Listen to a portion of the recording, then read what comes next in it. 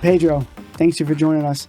So, Alex, I'm glad you said that. So let's dive in. So we all known you as Pedro. Me, myself, and I.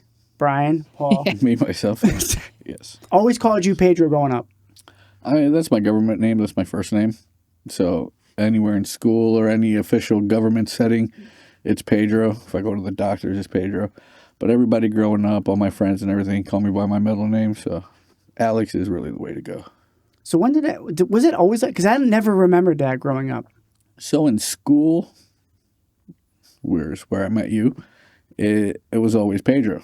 It's my government name. That's what they have to call me, But at home and out of school, it was always Alex. So my middle name. I mean, I think it's like a Puerto Rican thing. You know what I mean? You have so many names, so many to choose from. I was gonna say, who started the trend of just calling you by your middle name? So I mean, everybody growing up. So my dad has the same name. His name was Pedro as well.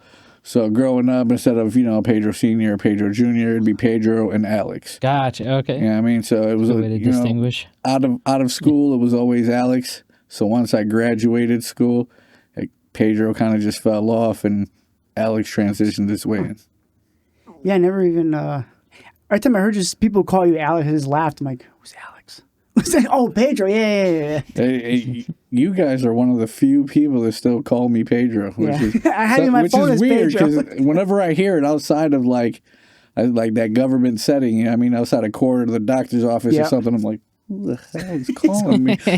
So when you got your car, you put down Alex or Pedro Alex. What, when I get my car? Yeah, when you got your car, what'd you put for it? Well, I mean, I have to go by my government name, you know what I mean? They got to check my background and everything, so they got to have my government. That's great. So I'll put Pedro down, but anybody that knows me personally calls me Alex. That's awesome. That's funny. I'll still call you Pedro. I'm going to call you Pedro until I die. And I'm going to, I expect that. You're stuck. Yep. And we have a special gift for you. A gift? Yep. Yeah, you didn't say anything about gifts? Here. I have not. None of us have seen this yet. No, yeah, I don't know what that is. So this is a surprise for everybody. This is a prize for everyone.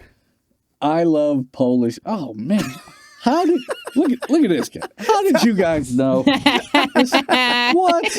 Did you even get the right size? Hold on, I'm wearing this tomorrow. That's a little tight, but it's a 90. I like my Polish boys tight. Polish Oh, that's nice. Where the hell did that come from? I'm gonna wear this all over Broad Street. Up and down Broad Street in New Britain. I'm gonna wear this. I tell you what, the Polish boys like especially the brownies. in June. Yeah, June is gonna be the day that I wear this. That's fine. That's awesome. What's the story behind that? I have no idea, but I would like to know as well. I mean, it's good. Okay, I'll try anything once. Not really, but Yeah, within reason. Yeah, no butt stuff. No butt stuff. Oh, you stopped there. Yeah, that's where I draw the line. The hard limit? It's a one-way street. You know what I mean? So we had a conversation earlier about a wide shot, and he said, "Spread your cheeks." And I said, "Looks like the Sarlacc pit." Now Edwin back there will get the Sarlacc pit joke. It's a thing from Star Wars. You ever seen that?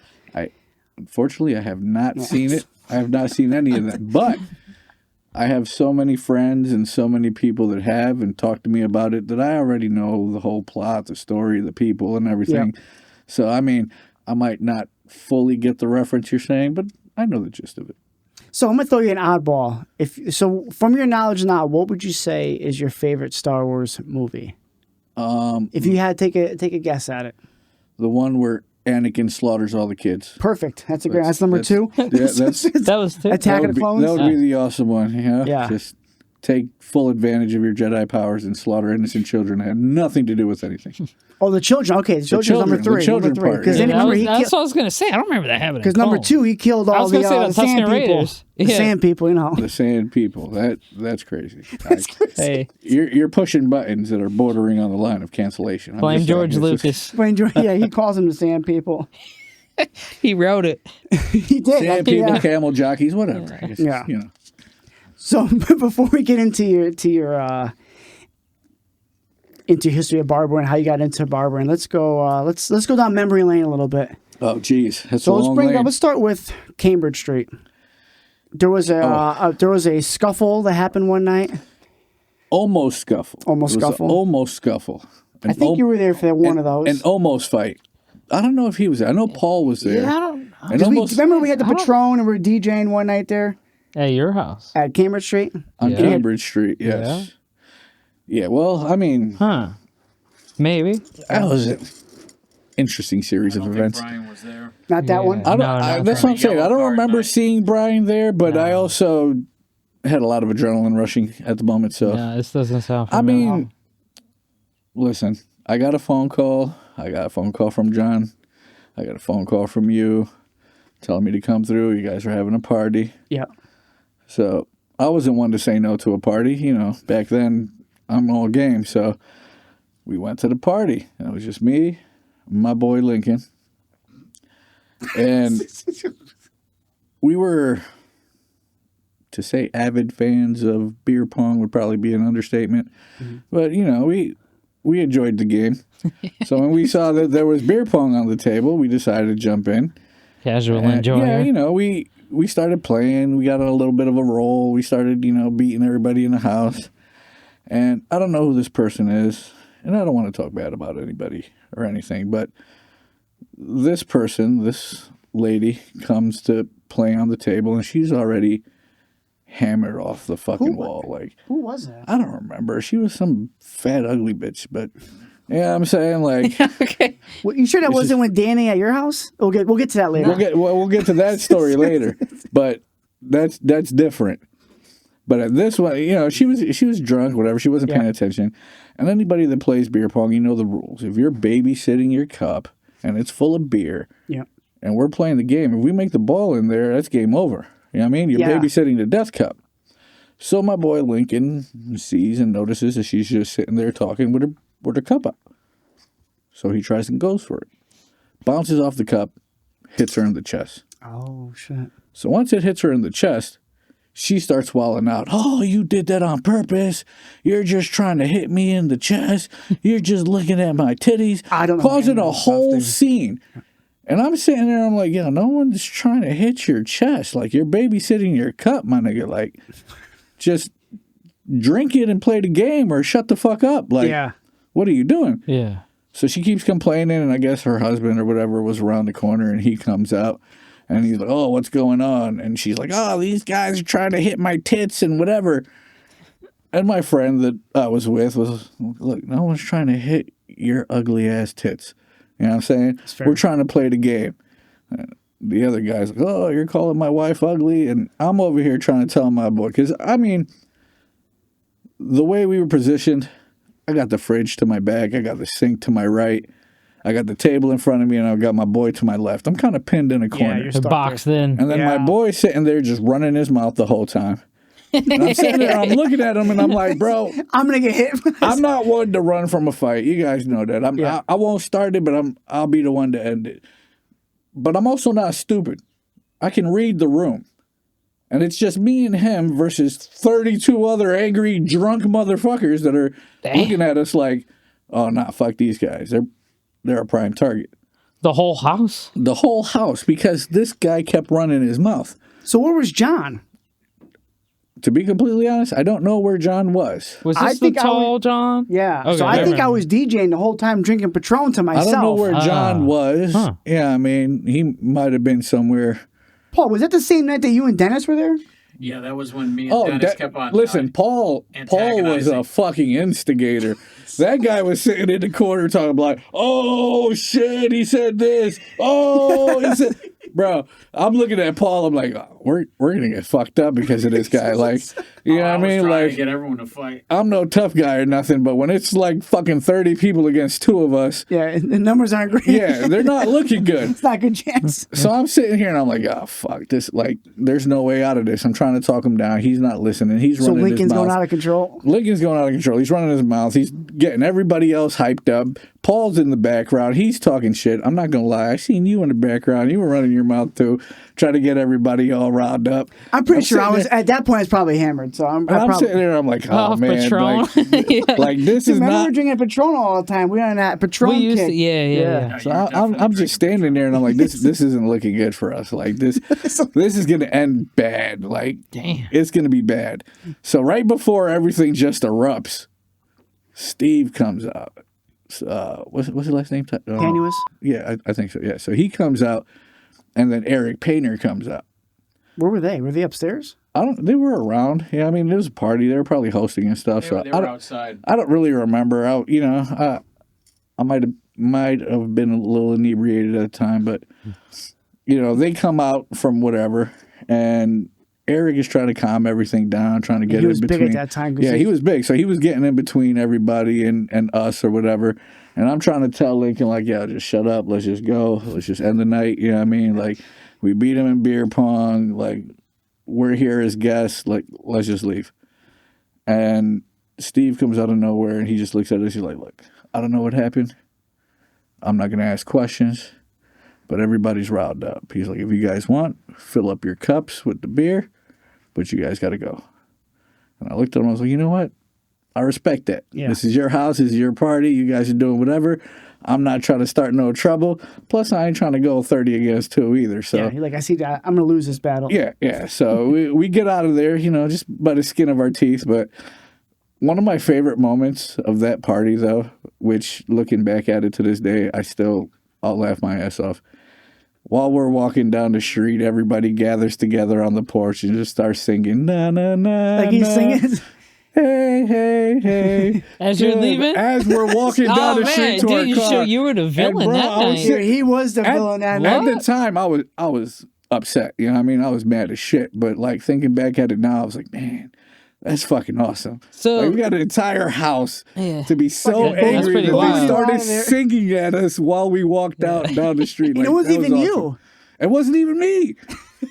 That's the problem. See, I love this guy to death, but at the end of the day, every time we went out, every time we had a party or we went somewhere, he would get us into trouble, and I would have to try to de-escalate the situation. I always had to play babysitter with this guy, and it was crazy. Was he intentionally hitting her in the tit with the ball, or was it like or was like one thing? He wasn't really intentionally hitting on her. We were just playing beer pong. We were really trying to just get the ball in the cup.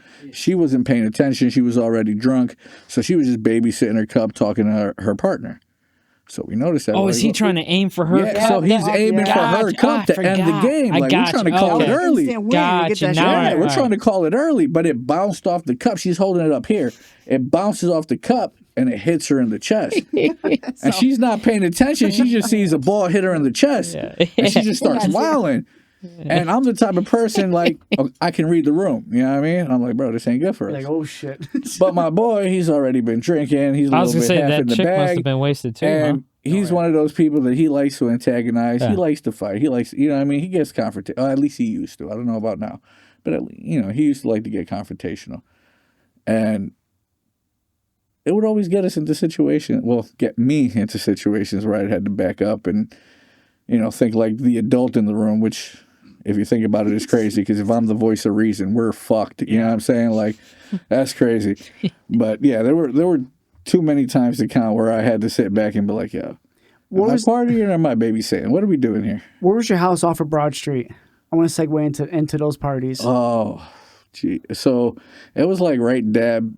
Where that gas station is? Yeah, it was Broad and Beaver. Beaver, yeah. And it was right at the intersection of Broad and Beaver. If anybody knows New Britain, it was that little house right next to the gas station. It is though. There was a little corner gas station. Right now, it's like a little bootleg dealership or whatever. But it used to be like a old man gas station, full service. Yeah, it was like one of the few left at all. Yeah, it was like old school. You'd drive up, he'd come out, 90-something years old, pump your gas and everything. Cool guy. But I lived on the very next house right next to it. Okay. And we kind of ran that house. Like, we had neighbors on the first floor, but 3 family? It was 2 family. It was 2 family. But we had a lot of neighbors and stuff, like first floor neighbors, but they were cool with us. I never even seen them. Well, the man that lived in the house, he was a paramedic, so. Oh, which is good. Yeah, he used to be out all the time. Just in case those parties got wild. His wife would stay home and take care of the kids. He had like 2 kids. They were cool. You know what I mean? His daughter. Wait, he had 2 kids on there the whole time? Yeah, he had 2 kids down there. Those parties at your house were so loud. Bro, you know what was crazy is that they never complained about the parties. The only thing they ever complained about is I may or may not have been growing some marijuana in my closet at those times. It smelled. And the smell my room was directly above their kids' room. So the smell would go down into their kids' room. So they thought we were just smoking. Like, oh, can you please not smoke as much because the smell is going down in my kids' room. That's cool they said that, though. No, I respect it 100%. And I felt bad. So, that same day I went out and wrapped my whole freaking closet in plastic and added a whole ventilation system and everything. But, stupid things. That's the only thing they complained about? That's the only thing they complained about. Dude, so wow. Let's go. Let's talk about the party Brian and Danny were at. Yeah. Bro. I thought you were saving this for later. No, so we're going to get this out of the way. That's fine. So that party was... I was hoping you wouldn't remember.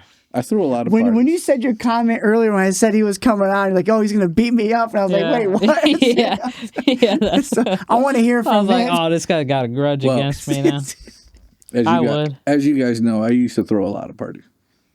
And this neighborhood was in the ghetto. Yeah, and bro, in the middle of Broad Street and Beaver, nothing good. But that particular party that you guys are talking about, that was my 23rd birthday. Oh, shit. Wow. 23. I'm 43 now, so that's 20 years ago. Jesus Christ. All right? 20 years ago? Yeah. How old do you feel now? I was 19. You were 19? Yeah, underage drinking. Allegedly underage drinking. Yeah, there's no proof. I think there was just water in the cups that I was playing. Yeah, we were playing water pong. That's what it was. But funny thing about that party was I was working at AutoZone at the time, which was right down the street from my house. And I had gotten out of work and came home. When I came home, the party was already in full swing. Someone had gotten into my house and started the party. Beer pong was going. Everybody's there. Music's blaring. I'm like, I can't even be mad at that. You know what I mean? I'm like, all right, let's get going. And everybody's drinking. Everybody's getting wasted. Your brother. So how did I get the invite, and how did Brian and Danny end up there too? No, and okay. Well, I'm sure you extended the invite. I want to say I invited you. And I just automatically brought them. The memories are very fuzzy of that night. You know what I mean? So somebody invited you, but you ended up inviting your brother and Brian over. Because Dan and I and if I'm not mistaken, I think Brian came with one of his friends or something too. Was it the same night? Because James was there. James had a separate story about being there. Yeah, that was the same. Oh man, see, he should have came too. But I could tell it. Yeah, that was the same. That was a wild night, bro. Like there was. I didn't know it was all the same night. I thought there was so many nights. things that happened. I got a separate story that I don't know if you guys know about that night, but we'll get back to that.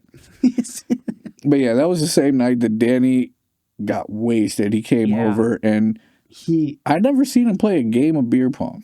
Not one single game. Me and my partner that night, we went undefeated. We roasted everybody that night. Yeah. And I never seen him at the table once, but when I say he was hammered, bro. Dude, I never seen Danny that drunk in my life. Bro, he looked like Bob the Builder. That's how hammered he was. I guess it's better than Chud the Builder. He was in the bag. And I don't want to say anybody's name in case they're going to watch this later or something. You know what I'm saying? Protect everybody's identity. We can bleep it out. His friend? Yeah, his friend that he met up with that night. They were lip locking on the couch and, you know what I mean, looking very interested in each other, to say the least. Yeah. And by the end of the night, Danny was so drunk that he was almost passed out on the floor. Oh, was non-responsive to the point where this girl comes up to me and she's like, your boy's on the floor. He's not moving. He's not responding. Like, you got to do something. So I get up and I start tapping him and I'm like, yo, Daddy, wake up. And he's like, Oh, I'm like, bro, wake up. You're drunk. You're on my floor. Like, at least get on the couch or something. I called Dave. Dave on the phone and I'm like, Dave, your brother's on my floor. He's passed out. He was trying to get with this chick. It was like 2 a.m. He already left at that point? That was like 2 a.m. when everybody left. Everybody was gone. The only people that stayed were Danny and this girl. So I called David. And I'm like, yeah, your brother's I left him there. I was like, fuck him. He wants to stay? Yeah, he left him there. He went. He's like, yeah, that's your problem now. I'm like, bro. On a side note, he was hammered. I remember looking over and he's like this. He goes, bro, and he pukes and it shoots the side of his hand. He projectile puked in my living room trying to make it out the door and didn't quite make it there. But yeah, that was some Exorcist type junk. Even I was going to say, if you remember the movie Mafia with the funeral scene, and there was like a horse, and it just was just like, it was crazy. But it came through the cracks. It came through the cracks of my fingers. But it just came out the side of his head. It's just like, I was like right next to him. You don't know how bad I feel to this day, dude. Listen, I don't even remember who cleaned that shit up. I'll tell you, it wasn't me. You know what I'm saying? Well, I'm glad, because that's why I was just like, I was so, like I said, we got a side note on this story, but I was so hammered that night that I don't even remember half of the stuff that happened. Well, but I do remember calling Dave, and I'm like, Dave, your brother is passed out on my floor. He's not moving. He was pretty sure I said, fuck him. He's your problem. Like, he's with some girl, and he needs to be picked up. Like, he's not looking good. Like, you got to come get him. Wow. And this motherfucker doesn't look at me. We're on the phone, but he fucking says, he got there. I told him I was leaving. I left. Fuck him. I'll come get him in the morning. I'm like, bro, it's like 200. And I did. He's not even fucking moving. Like, he was still on the floor? He's like, nope, Some minor I'm getting him in the morning. I'm like, this motherfucker's really going to leave him on my floor. And he left him. Did the chick stay with him on the floor? At least the chick stayed with him and watched him overnight. Make sure he ain't choke on his throw up or anything. You know what I mean? Like, she watched over him. And it wasn't until like 10 o'clock the next morning that Dave came and picked him up. You know what I mean? It was fucking nuts. It's low priority. Yeah, we get breakfast first. He did not give a fuck. He's not going anywhere. I don't remember Danny not leaving that night. Yeah. That's because you were throwing up all over my living room. That was the first time I ever got wasted, ever. Because you weren't playing beer pong, or you just drinking? I was playing beer pong. Were you? And losing. Yeah. Yeah, because now that you're saying you were an avid fucking beer pong player, I was probably up against you every other round. Everybody lost that night. It was I didn't just lose a single game of beer pong that night. And that brings me to the side story. So check this story. Not too many people know this story because I didn't feel too good about this. I still don't to this day. But, 20 years later, it's kind of a funny story. So we're going to look at it. One of my friends found out it was my birthday party. He got invited by whoever. You know what I mean? Numerous people could have invited him. He decided to bring a friend with him. So when he came over, he's like, hey, this is so-and-so. This is my friend. She said that she can outdrink you and outsmoke you.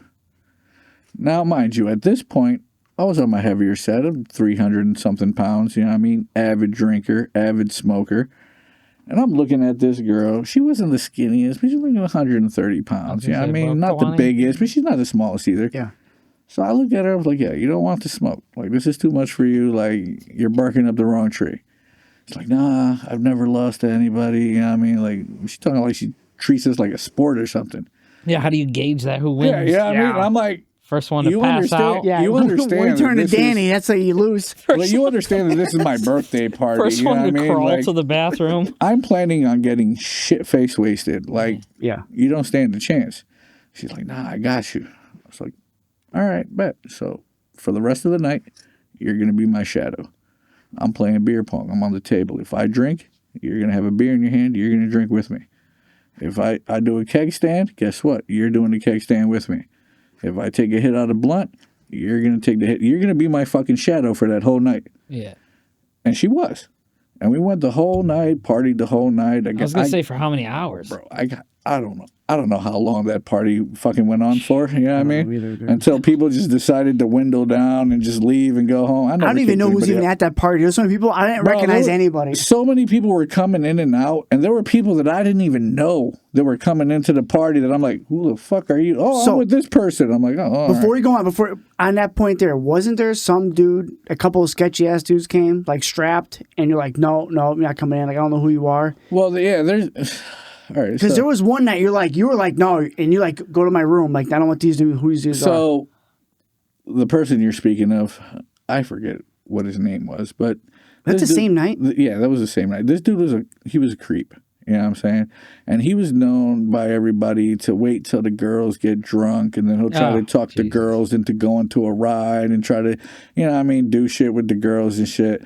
So at the time, there was this girl that I knew. We weren't anything, but she had told me, like, oh, this guy, he tried to do this and this with me. So I already looked at him like, all right, I don't like this dude. You know what I'm saying? Like, I throw a lot of parties. I have a lot of people coming to the house. I don't need this guy coming in here and making everybody else feel unsafe. You know what I mean? So when he walked through those doors and came in through the party, you know, I'm already half in the bag, whatever. I already see this dude. I don't like you off the jump. I do remember that. You know what I mean? So I'm looking at him like, all right, what are you doing here? Who invited you and when are you leaving? You know what I mean? Like that kind of looked like. So I kept a close eye on him that whole night. He knew I didn't like him, you know what I mean? So I don't know why he showed up that night anyways, but He's fishing. I made it very uncomfortable for him that whole night. But he wasn't a non-factor that night. He didn't do anything stupid that night. He knew what it was. Okay. But going back to the story, by the end of the night, everything was said and done. Everybody's starting to go home. I am shit-faced wasted. I am drunk beyond belief. I had low ceilings.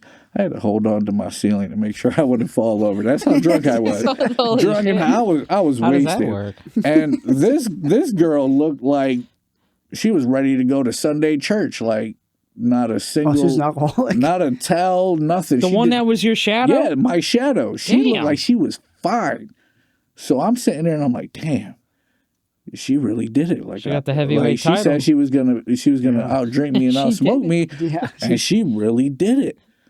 And I'm sitting there and I go to talk to my boy before they leave, and I'm like, yo, you brought this girl over. She said she was gonna, really do what she said she did, and she did. Like, you know what I mean? Like, hats off to her. You know what I mean? Like, tell her I said that's what's up. While I'm talking to him, you remember my house. Yeah. So it was like 12 or 13 wooden steps. Then there was about 5 or 6 stone steps. At the bottom. Then there was like another 6 or 7 concrete steps. There was a total of 33 steps. Yeah. All in order vertically down. It was bad.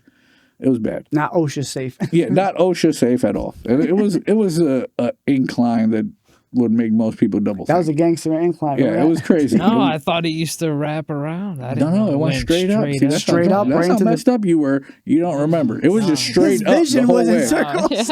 Like I the don't know house if I was was on a seeing hill. anything.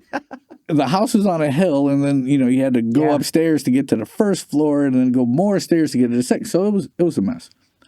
So while I'm talking to my boy, and kind of like giving him props for this girl doing what she said she was going to do, she goes to leave, walk down the stairs, and go to the car. She was so wasted, she fell face first down the I was gonna stairs. say, was she hit a banana peel? Through Mario the top Cameron? of the stairs, she fell Oh, face shit. first. Oh, my Wait, God. Landed from the top, landed on the sidewalk. Oh. She was messed up.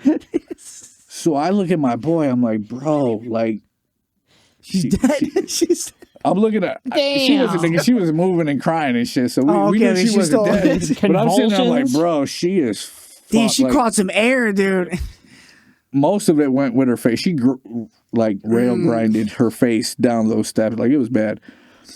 So she faked. She was acting like she was normal. You know and then- what? I don't know if it was an act or what, or maybe she had like a chemical imbalance that she Like as soon as acts she differently stood with up, it was just Yeah, like, just hit her all "Hey!" at once, back dude. then in Yeah. my 20s, I couldn't understand what the problem was. So I'm thought like, she was going down a whatever. water slide. But Yeah. looking back at it now as an adult with a little more maturity and a little more knowledge, I'm like, holy crap, she must have had something wrong with her where alcohol wasn't giving her the same effect as it did to more the normal way it people. metabolized. Whatever it yeah, was. Yeah, it's true. Yeah. So she had gotten wasted, but it didn't show. So when she face planted down all those stairs, I'm looking at my boy like, bro, you got to get her to the hospital. Yeah. You know what I'm saying? Like, I don't care what the situation is. Like, she just fell down all these stairs. And that's a lot of stuff. Yeah, you got to get her to the hospital. So he goes and he brings her to the hospital. She had to get reconstructive facial surgery. She broke I was gonna almost say, how every bone in her face. But the side point was she had to get her stomach pumped twice. She had alcohol poisoning. Well, yeah. Trying to keep up with me and smoking with me all night almost killed her. So She had to let's get her go back to stomach that. pumped So twice. you were already ahead of her when she got there. Yeah, but not by much. Okay. Not by much. Like I said, I had just gotten out of work. I had just gotten home. The party started going. Maybe about a half hour after, I got home is when he came over with her. So she was there for the whole night. She was rocking with me side by side the whole night. And she was a champ until she wasn't. You know what I mean? So until she wasn't. yeah, until she wasn't.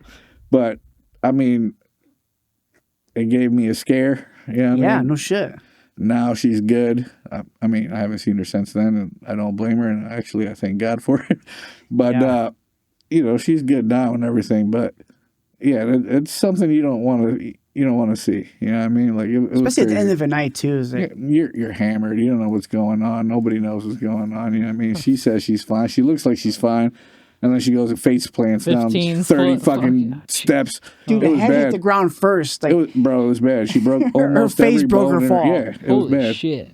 She was out of commission for a while. Like, Dude, that night there was so many things that happened that night. Yeah. Like, it's crazy. Like, you could make a sitcom out of just that one night. that was one of my greatest memories hanging out with you. Was that party that night? Oh man, there's so many parties. Like, there was so much that happened that night. It was Besides the Cambridge Street party. Were you there at the other birthday party I threw in the woods? Where I had a live band, 2 buses. At the Surveyor Club? I had a keg, and I had a keg of Juggle Juice. Was it the Surveyor Club in Berlin? No. That was somebody's. I think that was somebody's like bachelor party or stag party or something. Speaking of stag parties, let's jump into Eric's stag party. Oh man, He was there? Oh yeah, I was there. I was the life of the party. How do you know I was not there? I was fucking wasted. Bro. First of all, I was DJing with Dave. yeah, DJ Yeah, that's Squared. right. I over was here, helping him DJ with his Squared. equipment. That's right. Yeah. But that night was crazy because I've never been to a stag or bachelor party where I didn't know that was his stag. where they got strippers and not one person in the entire fucking party is throwing money at the strippers. Yeah. Like the strippers are sitting there getting mad and trying not to do anything because they're not getting paid. And I'm sitting there and I'm like, guys, like, you guys, they're here to, perform. They're here to have, make our time better. Like, come out of pocket, bro. You knew what you were getting into when you came down here. Why doesn't want to hang out with us? So I'm over here. I'm the only one in the fucking party that's like, and I'm not even throwing. Yeah, because we had like the little fold-out chairs that you brought out there. Yeah. And I didn't bring a lot. I probably brought like $150 in singles or something. Wasn't Vanessa the bartender? It wasn't crazy. Possibly. Was Vanessa the bartender? Yes, she was. She was the bartender. You were the DJ. Yeah. And John was the bouncer. Yeah. And I just came. I just came in to have fun. I just came in to have fun. But yeah, no one was doing anything. I was the only one fucking throwing singles at everybody, try to keep the party going. You know what I mean? But that was a fun night, at least for me. What about the bathroom? I wasn't there for the bathroom, but I heard about the bathroom. What happened in the bathroom? Oh, let's just say there was a lot of bumping going on. Oh. Let's do one more stag party. My stag party. Oh, a good one, because I don't really remember too much of that one. You remember when Painter picked me up and body slammed me into the trash can? I remember that part, yes. Yeah. Yeah, that was funny as shit. I didn't know Because about I was that. obnoxious and Paul was on the mic insulting the people. Yeah, if I'm not mistaken, he was already drunk. Making fun of James, actually, And then Paul was Painter being threw me out. Paul. Whenever he gets a chance to, instigate or agitate, he's in there. You know what I mean? So he sees Dave is all messed up, so he goes and takes over the whole DJ scene and starts talking on the mic. Because we're doing the and making fun raffles. of Paul was everybody. doing the raffles because I couldn't do it anymore. Yeah. I was cooked. So, he's getting out of control, and Painter's trying to calm him down, and he's not calming down, so he gets body slammed. Yeah. I Into the fucking remember trash, that. into the trash can. Dude. I am in Like tears. inside of Inside it? the trash Yes. can, dude. You ever seen the cartoons where the dude's just Yeah, hanging out that's his what I'm head in his thinking. hands and feet are that was him. Oh, Bro, I was wow. in He's like, tears. get out of here. We He's need a saying, picture of In that. complete tears, bro. Oh man. Damn. Funniest thing. Yeah, I don't That was remember. awesome. All right, Oh man, there were so many moments. let's redirect. I want to talk about your art stuff before we do the barber stuff. Okay. We know you do some art. I know you mentioned that you've done it before. What specifically about art? What got you into art? Is that something that segued from barbering? Should we start with barbering first? No. We should start with art first because art came before barbering. Okay. So art stemmed as a product of me being a badass child growing up. And, to be with the cliche, growing up with a single mom and, a poor family and everything. Our first home, while my mom was a single mom, was a 2-bedroom apartment. I had 2 sisters plus my mom. So my mom gave 1 bedroom to my 2 sisters. The other bedroom was for my mom. And I used to sleep on on the mattress on the floor in the living room. So whenever I got in trouble, my mom couldn't be like, go to your room. I didn't have a room. You know what I'm saying? So kind of hard to punish someone without a room. Yeah, he's like, no So she'd problem. be like, all Already right, there. cool. What she would do is like, go sit in the kitchen table. And you're going to stay at the kitchen table till it's time to go to sleep. You can't do anything except read or draw. Those are the only two options you have to do. Not bad either way. Now, mind you, Take drawing. I was a badass kid, so I was grounded all the time. So I grew up You just badass? reading and drawing. You know what I mean? And I would draw anything I would get just because I'd be bored as hell sitting there. You got nothing to do. You can't talk to anybody. It was almost like prison, solitary confinement. You know what I mean? You're just sitting there bored out of your fucking mind. So, you know, I'd get a pencil. I'd see a little design on a pencil. I'd draw it. I'd see something on a book. I'd try to copy it. You know what I mean? Whatever. And just to pass the time. And that's what got me into drawing, expanding, you know, my knowledge. And I think it was around 15 or 16 when I realized that I was attracted to learning, if that makes any sense. Okay. Like, if there was something that I didn't know, Like about drawing. no, it could be about anything. Okay. It just so happened that at the time I was focused on drawing, so anything that had to do with drawing or art captured my attention. But it was just the fact that that's something that I didn't know. And if I didn't know it, it attracted me, it interested me to the point where, like, I need to know how to do that.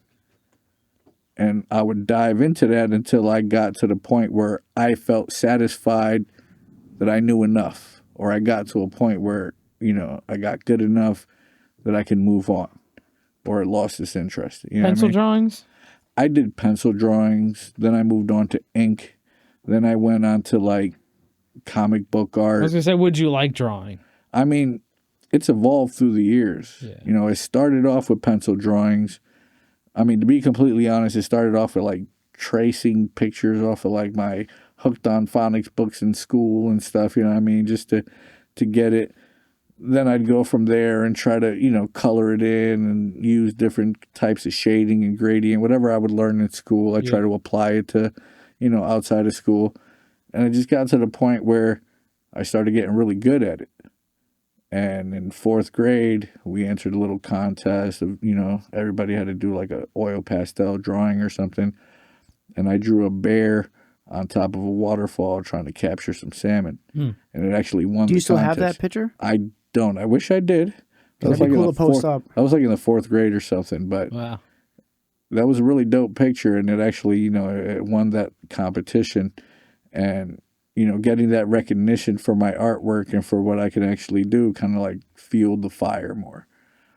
And from there, I moved on to anything, you know, art related I could get my hands on. I was going to say, did you ever think about, since you were good at art and you enjoyed it, did you ever think about wanting to be a tattoo artist? So, funny you say that. Further down the road, so I fell in love with art probably like early teens. I started doing comic book art, everything. I never lost the love for art. I just started looking for different mediums. Okay. Yeah, I mean, I went from pencil drawings, I went to ink, then I moved over to oil pastels. And there was a time where I went into tattooing. And I did tattooing for about a year and a half. I didn't know And that. a lot of my friends have a couple of tattoos of mine Paul, you know on that? their butt. Matter of fact, Edwin has a few I almost tattoos had of a mine. tattoo Oh, from shit. him. Yeah, When, I mean- when was that? It was about, what, 15, 16 years Yeah, ago? about You that, yeah. almost tattooed me like a little Yeah, jailhouse listen, tattoo. I had a lot of people come up to me. Where the and- hell was I? I've been getting a haircut since I was in middle school. To be completely honest, I think you were in the military at that time. Oh, Yeah, because he Okay. bought a Yeah, machine I mean- and he was just doing it out of the Yeah, house. I went to Oh, okay. Enfield, and there was like a little spot in Enfield that had like supplies for tattoo artists and Damn, I everything. didn't even know. That'd be So I cool. went up there, and 15, 16 years ago, I spent about $1,200 on tattoo supplies. That's a lot more than it is now. But I bought everything, all the kinds: inks, guns, needles, all shaders, liners, everything. That's cool. Did you ever practice on yourself? I started to, Yeah. but like the dumbass that I am, I don't really do a lot of research. I kind of just go with the flow, and I learn on the Learn go. by doing? Yeah. So someone told me that tattooing on oranges or grapefruits like that texture I've been hearing chicken breast now. acts like, real That makes more skin. sense, yeah. So I went and grabbed a couple of grapefruits, and I got the gun, and I started, tattooing on the grapefruits. It wasn't satisfying enough. So I'm like, you know what? Screw it. I'm going to do it on my leg. Yeah. My dumbass, not thinking, didn't change the needle. So there was still small particles of so it's gonna the burn. rind and everything. Now it's and I go to tattoo sanitizing myself. it. You're sanitizing it. Yeah. The way I was thinking, it was like, this is an orange. It's not dirty. I'm not, you know what I mean? Like, I'm not going to get an infection. So I go and I tattoo a line in there and stabbing those orange and like citric acid pieces in my skin. Yeah. Oh my God, the burning that it felt. I was like, you know what? I'm good. I'm straight. I'm stopping right now. I'll just find people that want stuff done and I'll do it on them. Do you have any pictures of any pieces you've done? So Edwin actually has 2 tattoos that I've done on him. No shit. You know what I'm saying? So he We'll get some pictures after. Get a shot of Right those. now. Is he sleeping? Okay. So he has a couple of pieces. My boy Joaquin has 2 pieces. Oh, okay. My other boy Hayden has 2 pieces. Javon has 1 piece. Like, I did a few. You know what I mean? Cool. Like, they're Still out want there. one. But Dude, I would get one. I figured that, not that I figured, but I found out that tattooing is pretty similar to barbering in the fact that it's going to take over your life. Yeah, You know what I'm like saying? barbering If you has want- for you. Yeah, like barbering has for me. If you want to be a good tattoo artist, you're going to be constantly drawing. You're going to be constantly painting. You're going to be constantly working on your craft. So when you actually get behind the needle, you can do the best piece that you can. That's why I wanted to ask, like, what makes a good barber versus a bad barber? Experience Okay. and being able to drop your ego. What do you mean? But Because you always have So- something to learn, a new technique, or absolutely. new way of And doing where it. a lot of barbers fail is they get to a certain point where, they'll get good. You know what I Were they mean? They'll cocky get almost? they'll get a lot of consistent clients and stuff.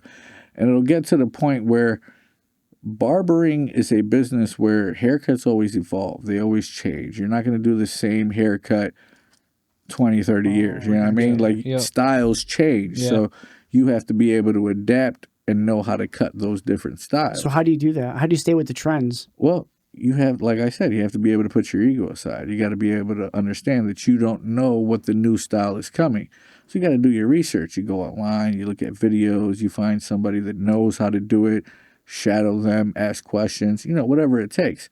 But if you're one of those people that let the ego get in the way, and you're like, well, I'm already a good barber. I'm already accomplished. I have a clientele set up. I don't need to learn this. Like you're stuck in their ways. Yeah, well, guess what? 20 years later, when the styles changed, everybody's moved on, you're stuck with those same clients doing those same haircuts, never thought of and that. now But- you and won't business progress. goes down, You won't be able to possibly. elevate your ceiling on making more money because Yeah. you're stuck on that same plane. Especially when you have your same clientele, then you have, like, say, a one-off. That one-off could be another client for life after. Well, that's the thing. I'm the type of person that I learned early in life. I don't say no, which is crazy, but if it's an opportunity or something that I've never done, someone that I've never cut, I'm not going to deny them the experience that I can possibly provide for them. Yeah.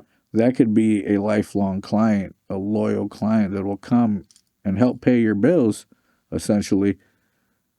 But you won't know that if you don't put your ego aside. If you think, I got a full clientele, I got my people, I'm good, I'm not going to take nobody else. So you would be good You're at gonna miss out taking. on it. You'd be good at taking a criticism from people. I'm always open to constructive criticism. I don't take anything to the heart. Shut up, Paul. But Let's go into Paul. So, like, Paul would be a challenge cutting his hair because he's no, got. Paul's just an asshole. You ever gotten into an argument with a customer?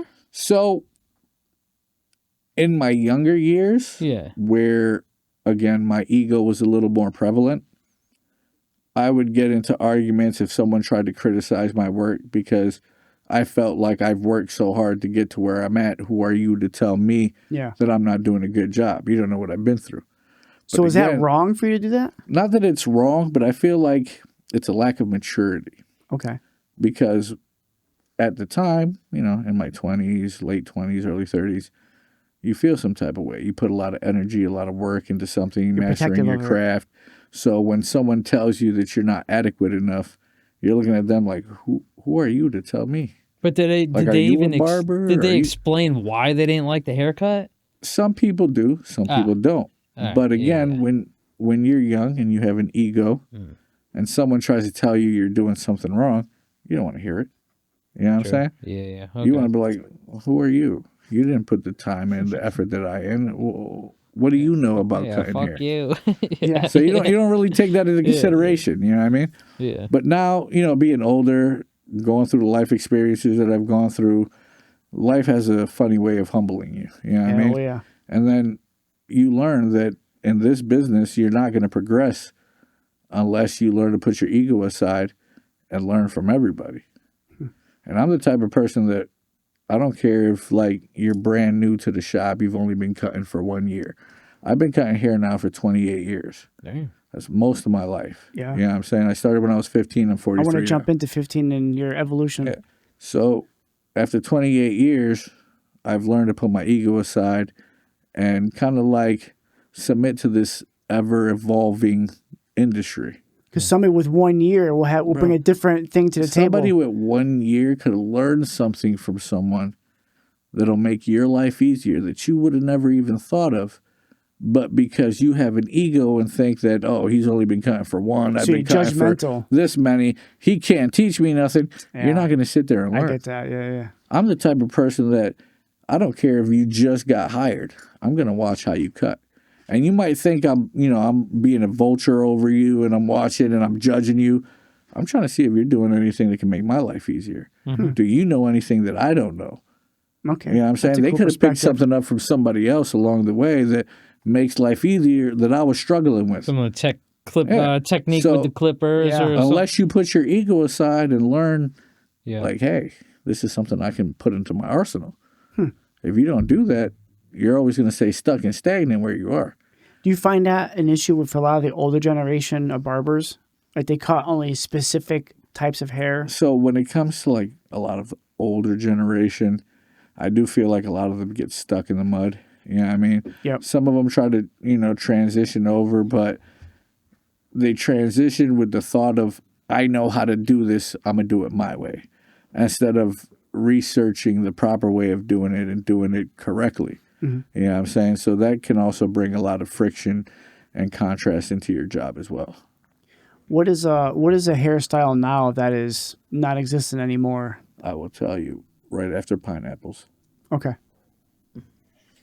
All right, let's pause real quick. Right back. I got to take a piss. This episode is brought to you by W Gaming Fuel, the clean energy drink that keeps you focused, energized, and crash-free. And because Dubby's sponsoring the show, you can get 10% off your order. Just head over to dubby.gg and use the promo code EWF at checkout. That's w.gg, promo code EWF for 10% off your next order. Fuel up, lock in, stay focused with Dubby. Hey, Edgers, if your workout log is still making you ask, what did I lift last time? This one's for you. Superflex is a strength training app that keeps your sets, reps, weight, RPE, and history in one fast place. Before the next set, it shows you what you did previously. Then you log the weight, reps, effort, and boom, you're done. Afterward, your training turns into signals. Performance score, recovery, muscle focus, and a win's worth remembering. Download Superflex on iPhone. Track every rep, see every gain. Now, back to the show. I want, what's the most NPC haircut that you've noticed? Like, you know what an NPC is, right? Yeah. Okay, So, me personally, and this might be an unpopular opinion because the haircut currently is so popular, but I am so anti the modern mullet anything. Anything fucking mullet. Anything that reminds me of Van Damme in the 80s, Kenny I'm Powers? over. Like, no, I can't do it, bro. Like, I don't care how much business in the front and party in the back you got. I can't do it. I can't rock with I it. thought you were going to say the broccoli haircut. So the broccoli haircut is probably the most I hate because it's so labor intensive when it comes to cutting the hair. Okay. I fucking hate it. There's so many integral parts to the haircut that you have to do perfectly in order to make it look how Really? it's supposed to look. That one small mistake will mess up the entire haircut. I didn't think it was that. So Okay. when it comes to cutting the hair, it's one of the most haircuts I don't like cutting. Not that I can't do it, I just don't like it. But looking at styles that I personally wouldn't do, or something that I just don't think is as good as that modern mullet, I'm not a The fan. modern mullet. What's different between that and then like the OG mullet? Is no difference? I mean, it's not much of a difference. So people will go with more of like a burst fade or higher taper fade with the modern mullet, blended in nicer compared to like the 80s and, you know, like late 80s, early 90s mullet, where they would have like just a straight line of demarcation and just like no blend. like Joe Dirt kind of style? I mean, if you remember how Van Damme looked in Time Cop, that No. movie Time Cop. No, I never saw it. Anybody that's watching and looking at this, if you don't remember Time Cop, Google Time Cop, and you'll see that hard. If you mix the mullet with a bowl cut, that's what this would look like. I had a bowl cut when I was younger. So did I. So imagine having You a did? mullet. yeah. I thought you said your shit was always No, he started doing. He saved me because my dad would I literally wish I put a had bowl somebody on to save Danny me. and I's head, and That- he would just cut around it. That's how me and Dave got acquainted, because he was friends with my cousin Victor, And you said he needed some help. and his He's hair like, was "This looking guy looks like-" atrocious. He's And at the desperate. time, while he was looking crazy, I was just learning how to cut hair. So I would take anybody that actually just sat in front of me and let me cut their hair. Yeah. So he didn't want nothing crazy. He'd get like a number 2 all even and a little blowout, and you know, I mean, it's hard to mess that up. But yeah, he was looking bad back in the day. Yeah. But Dude, I don't remember a take buzz that. cut. Take I that mean, I bowl don't remember cut. a bowl cut. I always remember a fucking buzz cut, which you currently have.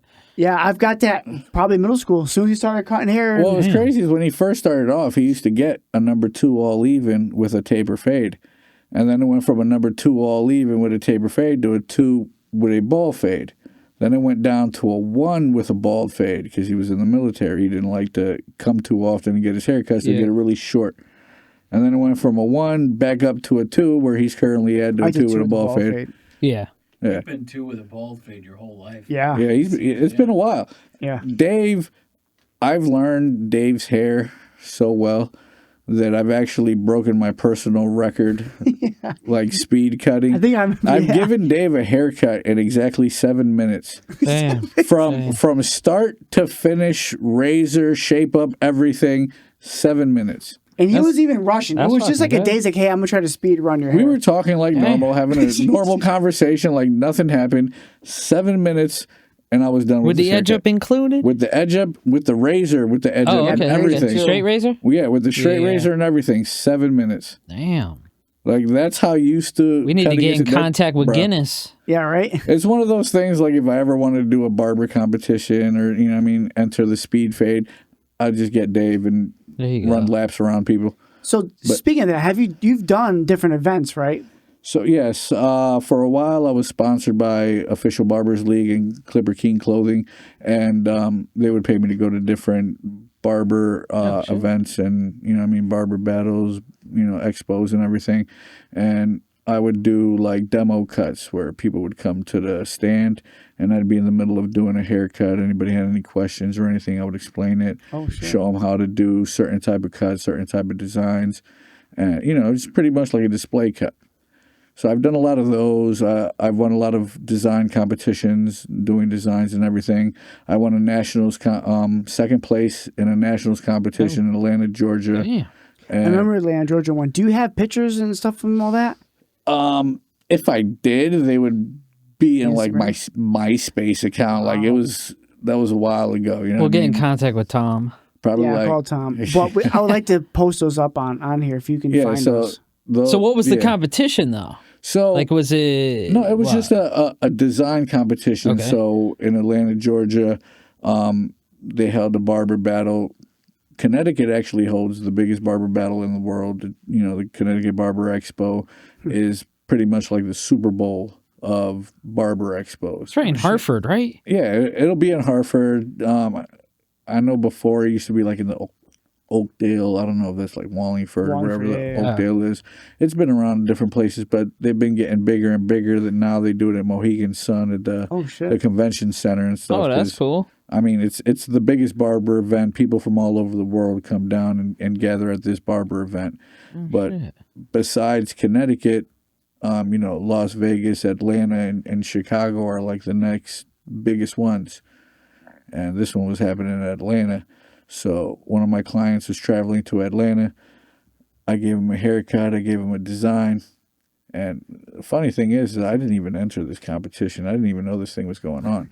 My client's telling me he's going on vacation. He just wanted a fire haircut. He wanted some nice design. So, you give me free range, I'm going to get creative. I'm going to do what I do. What'd you do for a design? So he used to get a mohawk, like a hard mohawk. Okay. But when I gave him the hard mohawk, instead of just shaving everything off on the sides, I separated the sides into different sections and did different designs in each different section with different gradients of, like shading and everything within the design. It was pretty complex. I'm going to try to do my best to find the pictures and, give it to you guys so you guys could upload it. Okay. But he went to the airport. He just landed in Atlanta, Georgia, and I guess there was a lot of people there that was going to this competition. And they seen his haircut and were like, oh, shit, you're here for the competition, aren't you? And he's like, what competition? What are you guys talking about? You know what I mean? And he's like, the barber competition. Like, obviously, with hair like that, you got to be in the barber competition. He's like, no, I didn't even know about one. Like, oh, well, they're having a barber competition tomorrow at, such and such time. If you're not doing anything, you should show up. Do you have to pay for entry? So, yeah, but back then, like $20. $20, $25, whatever it was. My friend was on vacation. He had nothing planned. He's one of those people that just spontaneous, does whatever comes up to mind whenever he wants to. So he was like, you know what? I'm going to go check this out. So he went, he bought his entry ticket, whatever, checked it out. Everybody started clamoring over his haircut. Started going, oh, you got to enter the competition. You got to enter. So they let him enter the competition. And he came in second place. He got a whole plaque and everything, like a whole trophy and everything. He came in second place. And I'm like, holy crap, like, we won second place? I didn't even know we entered anything. Like, how we won second? Like, who won first place? Like, if you won second, did you see the first place one? So I didn't see it, but he told me about it. And it was somebody that, at the time, not only did designs, but using color and like different type of color. Was it a portrait of Michael Jordan on the back of someone's head? No, it wasn't a portrait, but it was like an abstract, almost like tribal design, but they used hair color to change the different colors, and they used feathers and props and stuff. So so like something you wouldn't even thought of. Yeah, it was. You like natural hair art piece and not a haircut. I just did a haircut for my friend that was going on vacation, make sure he looked good. And this guy did a whole showpiece. So you didn't even know that. So you'd have won that. I didn't even know that, and I still came in second place. That's crazy. Dude. You know what I'm saying? It's like I didn't even know this was happening, and I still placed second. And he came back from vacation. He wanted to give me the plaque and everything, and I'm like, nah, bro, that's yours. You know what I mean? Like I didn't enter this. I didn't even know. I didn't even know this was going on. Like just the fact that you came and told me it's amazing. But like you keep that. That was your vacation. That's your memory. You know what I mean? Like you keep that. It's just nice to know that. Holy crap! Like I did that. Did that boost your ego? I mean, yes and no. It kind of like made me want to keep learning how to do designs. Dude, if I can do that at second place, let me step it up. Like so, you have the capability to do that. Yeah, that's the thing. It's like, all right, cool. So I'm good at this. You got second place without even trying. How can I get better? Is where I'm saying. So, was there another time where you took like where you spent that much effort on something when you weren't in a competition? Yes. So I'm the type of person, I'm artistic in everything I do. Autistic or artistic? Acoustic? I mean, you know what? Like now knowing what we know and having the test that we have now, I'm probably on the spectrum. You know what I mean? I think we all are. I think it's a room. Room full of artists. I show a lot of characteristics. I know I do have ADHD, and like that contributes to a lot of my hyperfixation and wanting to learn different things and just focusing on the most random things in the world. But I kind of look at that like a blessing because, like I said before, I'm kind of like addicted to just learning different things that I don't know. So with that hyperfixation, I never know what I'm going to be fascinated with. I'm just going to find something I'm going to like, and I'm going to focus on that, obsess on that thing for the next, months, years, whatever, until I don't want to do it anymore. So speaking of that, like what led you to that passion of cutting hair? Because obviously you're very passionate about it. So cutting hair was one of those things where it's like, as cliche as it sounds, I don't feel like it was something that I chose. It was something that chose me. I came from one of those typical backgrounds. My mom was a single mom raising up 3 kids. You know what I mean? We grew up poor, so she couldn't afford haircuts. So she was giving me, you know, bowl cuts and the most jacked up haircuts you could think of. Yeah. And when you're in middle school, you know those kids in middle school are ruthless. You know what I mean? Like they will tell you exactly what's on their mind. They will fucking put you through the dirt, and they don't we all give had two that shit. bowl cut. Yeah, they don't give a crap. So I'd come to school in middle school with the most fucked up haircuts in the world, looking crazy, getting chewed up. So, you know, I'd come home, I'd go to my mom with tears in my eyes and stuff, and I'm like, yeah, why can't I, you know, get the same haircuts everybody else? Why can't I go to the barbershop? And my mom told me one thing that, you know, even to this day I still live with. She's like, you can have anything you want in life as long as you work for it. Yeah. Yeah, I mean, she couldn't provide it to me because she had to provide for the rest of the family. She's doing what she needed to do to make sure we were straight without the luxuries. If we wanted the luxuries of a good haircut or something else, you got to figure out how to do it. Do you ever notice like a boost in someone's self-confidence like immediately after getting a fresh haircut? 100%. I'm that. So after being in this for a while and doing this for as long as I've been doing it, you end up realizing that a haircut is more than just a haircut. You know what I'm saying? Sometimes that haircut can change somebody's mood, can alter somebody's future. I was going to say, then how does their reaction then make you feel now that you know that? That's the thing. I've had clients that come up to me to be like, hey, I lost my job. I can't come get a haircut. But, you know, I have an interview next week. Do you think you could do something? Maybe I'll pay you later. I got no problem with that. You know what I mean? Like, if you're trying to do something, what's that going to cost me? 30 minutes of my life? Yeah, if that. If that, to make sure that you can move on or move forward in your life, like, that's nothing. I got you. You know what I mean? I'll remember that. Paul, shut your mouth. Good. All right. Paul has an interview pretty soon. Paul got money, but he like to act like he don't got money. He's like, I'm poor. You fucking dollar bills falling out of his pocket and shit. I got a new They're recipe falling for out right now bread. at the engineer Poor station. people don't make their own bread. So would you say like getting a fresh haircut is like makeup for men? I would say yes. I think it's Right? more. Kind of is. I think it's more than just makeup. I feel How like so? Explain. Identity. so. Yeah, it's so. If you think about it, the barber has the power to decide whether you get made fun of for 2 or 3 weeks or you get some cheeks for 2 or 3 weeks. You know what I'm saying? Yeah. Like We know that Paul's power, getting made that fun power of. is in my hands. You sit in front of my chair, you know what I mean? If I do a good job, everyone's gonna like it. You know what I mean? If I do a bad job, everyone's gonna let you know. You know what I'm saying? So when it comes to somebody getting a good haircut, you could be having the worst time of your life. You could, you know what I mean? You could be going through a divorce. You could be doing whatever.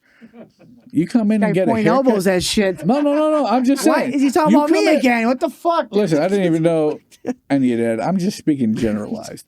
But you could be going through some bad times, and everybody knows that one of the first You can tell him things- to shut the fuck up if you want. Shut the fuck up, all right? One of the first things that helps people feel better about themselves is just looking better. Outward appearance. You ever put on a fresh suit, you know what I mean, and go somewhere? Once you put that fresh suit on, you stand up straighter. You feel better about yourself. You feel better suit as a for real person deal, just because you look better. You know what I mean? And one of the sad realities in life is people only take you as serious as you look. You know what I'm saying? So the better you look, the better you feel, the better other people make you feel. That's why I scheduled this morning to So- get a haircut. I'm like, I had to get a haircut before this episode. So taking that into consideration, just like putting a suit, you get a fresh haircut.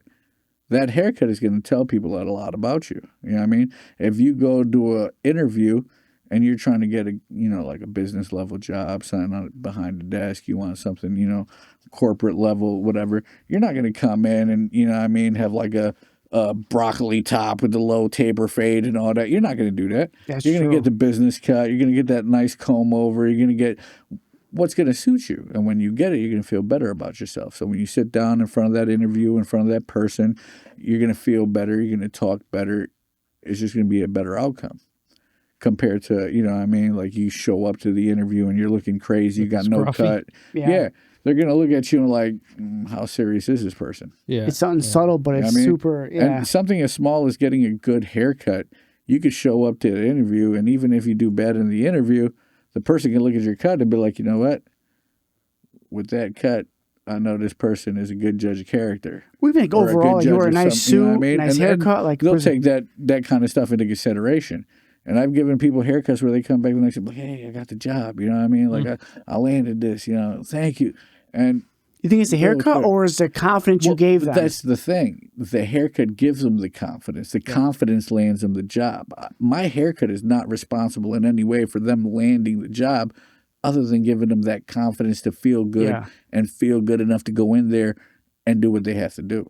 You know what I'm saying? I like that. And it's those subtle things that will change somebody's life or perspective or anything to push them in the right direction. See, I feel different. Every time I get a haircut, I feel completely a new person.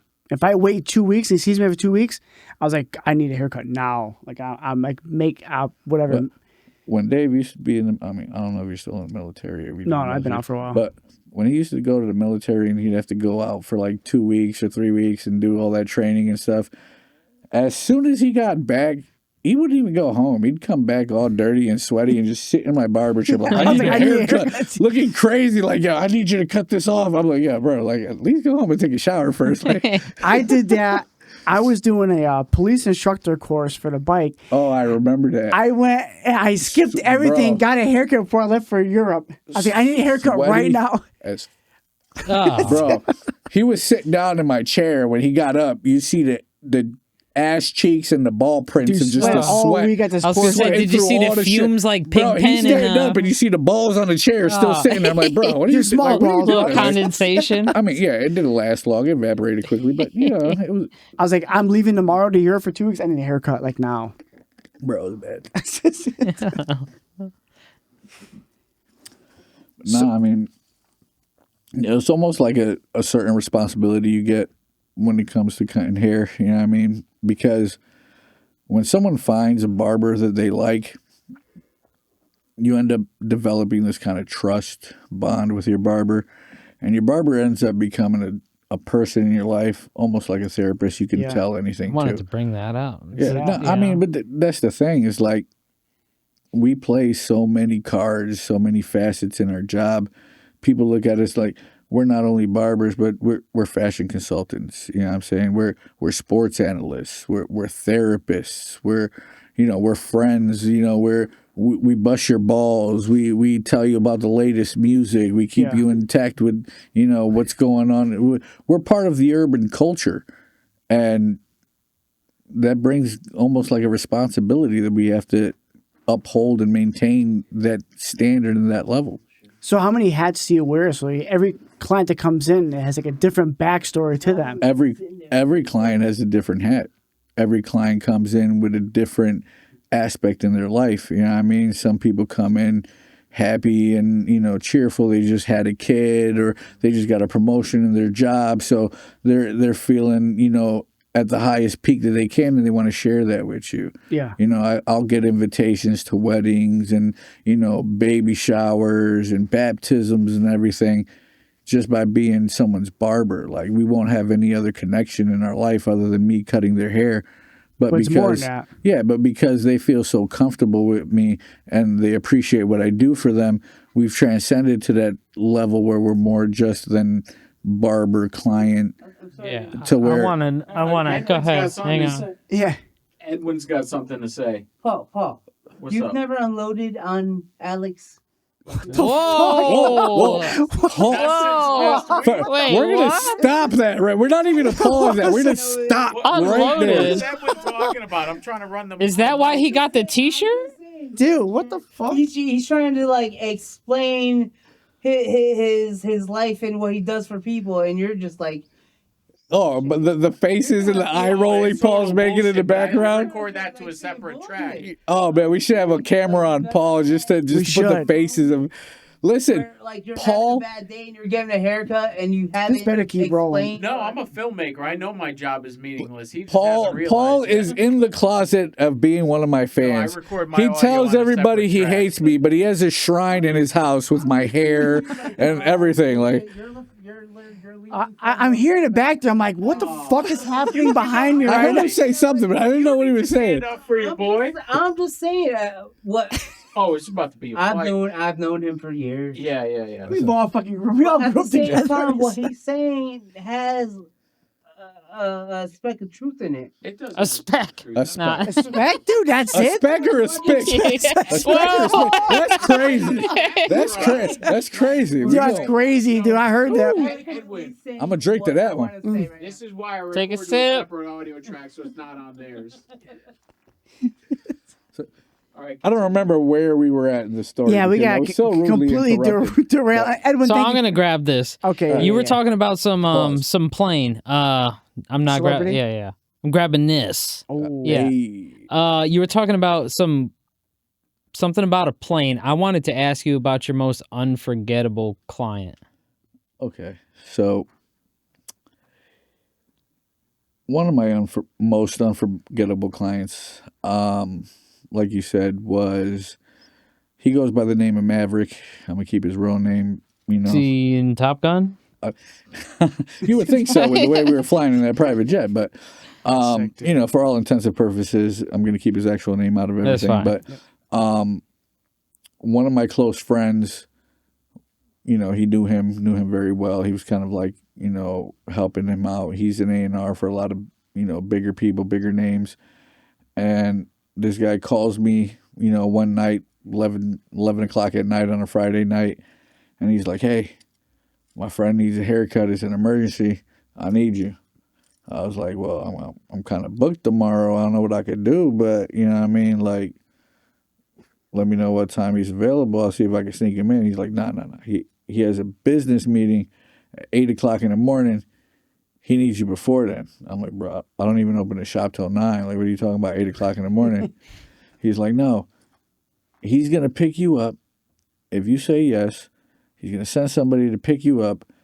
You're going to go on a plane, and you're going to cut his hair on a plane on the way to the business meeting. Damn. That's sick. And I'm like, mind you, it's 11 o'clock. It's Friday night. My Friday nights are not like everybody else's. I go to sleep early. I have to wake up and be at work at 7 o'clock in the morning. So, you know what I mean? Like, I'm in bed by like midnight. 11:30, he's calling me. I'm half awake. And he's like, yeah, he's going to come pick you up at 4 in the morning. I'm like, 4 in the nigga, that's like 4 hours. Within a from now. couple I was hours, Like, yeah. what the fuck are you talking about 4 in the morning? He's like, yeah. He said, I'll give you $10,000. Oh shit. I was awake instantly. I was like, $10,000. I was like, all right, tell me more. What are we talking about? Yeah. It's like, yeah, he's an A&R. He's gonna do, you know, a business deal with somebody for like one of those multi-million-dollar, you know, Joel Osteen type churches and shit. Oh And you know, he's gonna big commission off of that, but he needs a haircut. And I'm like, all right, fuck. So what do I have to do? You know what I mean? I'm not one to usually turn down an offer or an opportunity. So I'm like, all right, well, what's the game plan here?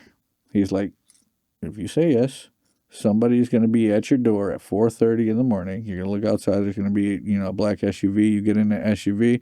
They're going to take you to the airport. You're going to get on the plane, and you're going to give this guy a haircut. And he's like, don't worry, I'm going to be there too. So I'm like, all right, that makes me feel a little bit better. Somebody I know, you know what I mean, is going to be there, whatever, walk me through this. I'm like, I've never done this kind of thing before, you know what I mean? So I'm like, all right, cool, let's do this. Let's go. Shit you not. I couldn't sleep that night. So I was up all night, you know, got everything ready, got my bag ready, went to the barbershop, picked up all my clippers. I overpacked for what I needed. You know, I'd never done You that never know, before. So yeah. yeah, you never know what you're getting into. So like he said, 4:30 in the morning, I look outside and there's a black SUV just parked right in front of my house. These are like For- a church thing. well, no, it wasn't a church. He was making a deal for the church, Okay. but Okay. it wasn't a church thing. It was just, you know, he just needed to do a business deal. So I see the black SUV. I'm like, all right, this dude wasn't lying. So I go up to the black SUV. The dude lowers the window. He's like, Alex. I'm like, yep, get in. Last time he spoke to me. I got in the car. We ain't That's say a super single sus, word, and he just drove straight to a private airport. Where I got to the private airport, when I walked in that thing, I knew I was in a different class, bro. Like, Was it like a, It's a like private small- jet? Yeah, it was a private jet. It was a private leisure jet. I got pictures of this on my Instagram. So if you guys go to my Instagram at faded.elite, Yeah. you can look, through and there'll be pictures of me going into the jet and pictures from Grab 'em, inside of the yeah. jet and everything, and me doing the haircut in the jet. Wow. So, they come, they get me. I'm in the airport now. I'm waiting for them. I'm waiting for the jet to get ready and everything. And I know I was in a different class when they had a Starbucks there, and you can order and get whatever you want. You don't have to pay a thing. Wait, in the plane? In the airport. Oh, in the airport. The private airport. Okay. You don't have to pay anything. They had magazines, all kinds of books, everything was free. I left with all kinds of books and business journals and friggin' I don't even drink coffee. I had a frappe. I just had to get it just for the experience. Yeah. This place was so fancy, and I took pictures of this on my Instagram. The columns that they had to hold up, the ceiling and the floor, and they had saltwater fish tanks with all kind of exotic fish and everything in those. Is that? Bro, is this in Connecticut? It was in Connecticut. Huh. Bro, it was fucking gorgeous. They had a baby grand piano opened up. I took a picture of that too. Damn. Bro, I felt like a tourist. You know what I mean? I've never done anything like this. Yeah. But, held my composure, waited for everybody to come. We got on the plane. We took off. 7 o'clock in the morning, I'm taking $60 shots of Louis the 13. You know what I mean? Some Louis shit. $60 shot, 7 o'clock in the morning. Free. You know what I mean? It's just hey, I'll take that. And you still haven't went to bed yet, right? Still haven't gone to sleep. Yeah. I'm riding off of pure adrenaline right now. You know what I mean? Just the dopamine from all the excitement and everything that this experience I've never had before, just overloading. We get to the haircut, do the haircut. We take a couple of pictures for the grab and everything. You know what I mean? We post it up. We get to the airport. He does his business. He closes the deal. We get back on the plane. We come. So you're back. waiting the whole time? Yeah, I'm literally just sitting in the airport waiting for him to close his deal. Everybody was sitting in a little enclosed area that they had, a little business room, while they had a private business lounge? area. Yeah, a little lounge waiting area. Yeah. That was private, but they had conference rooms and business rooms where they went to and their deal. It was completely separate. None of us were allowed to go in there. So how was it cutting hair in an airplane? Nerve-wracking. Because you think it's this is dope. But you don't realize that the smaller the plane, the more the turbulence. Yeah. And I'm trying to do a fucking haircut with fucking the airplane shaking, and I'm sitting there, I'm like, oh God, I hope I don't fuck up his haircut. Did you hit turbulence while you were cutting? The whole way there. It was only from Connecticut to Jersey, so it wasn't the longest flight. It was 45 minutes. You know what I mean? It gave me enough time to, give him a haircut. Probably took you that much time to do it too. But, bro, it definitely did. I was going so slow. I was so nervous trying not to mess up the haircut. I was so worried about hitting a pocket of turbulence. I'm sure that didn't help with the nerves and everything else. But I was so nervous that I was going slow as heck. But he got a very good haircut. He was happy with it. He even posted it up on his site and everything, shouted me out and everything, which was a good look for me. But after everything was done, he picked me up at 4 a.m. I was giving him a haircut in the air, 35,000 feet at 7 o'clock in the morning. That's crazy. You know what I mean? He did his business deal 8 o'clock in the morning. I was back at work because they didn't even take me home. They dropped me off at the barbershop. We landed in the airport. The drivers dropped me off at the bar. I was back at my shop at 11 o'clock in the morning. No shit. Taking the rest of my people I don't know if I want to go back to work after day. that. I want a day off. As much as I wanted to, I just made 10 grand today. What the fuck do I want to go back to work? Fucking But payday. at the time, I'm a business owner. I had just opened up my barbershop, and I have a responsibility to my clients and my people, so I can't just leave them hanging. No matter how much money I just made that day, how much I feel I did something.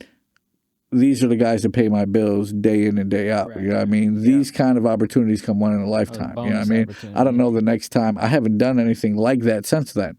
You know what I mean? It was a cool experience. You never know when it's going to happen. You don't bank your career on that. You bank on the people that are loyal to you week in and week out, that help you pay your bills and move you forward as a professional. So when did you get your first? 'Cause I remember you had your first business, but let's talk about your first adventure and then where you are now, because you've been all over the place. Oh, bro, I've been everywhere, bro. I mean, in the shed at your house, in Arctic the middle, cuts. Arctic cuts. Yeah, I want to talk about Arctic cuts, and then we'll go into, because We were freezing out there. Yeah. He had a line of people, me included, and they were in a shed It was the dead of so waiting for a haircut. that was, I want to say, 2013, and I was working for this business. I'm not going to say the name of the business. Me and the business owner are still kind of cool or whatever, but I was working for this guy, and he had a chain of barbershops. I worked with him for 4 years. He liked the way I cut. I spotted a place somewhere out of his area where he was used to opening up all his shops at, and I'm like, look, there used to be a place here. They still got the stations and the mirrors up. Everything's in place. Put me in here. I'll grow this business for you.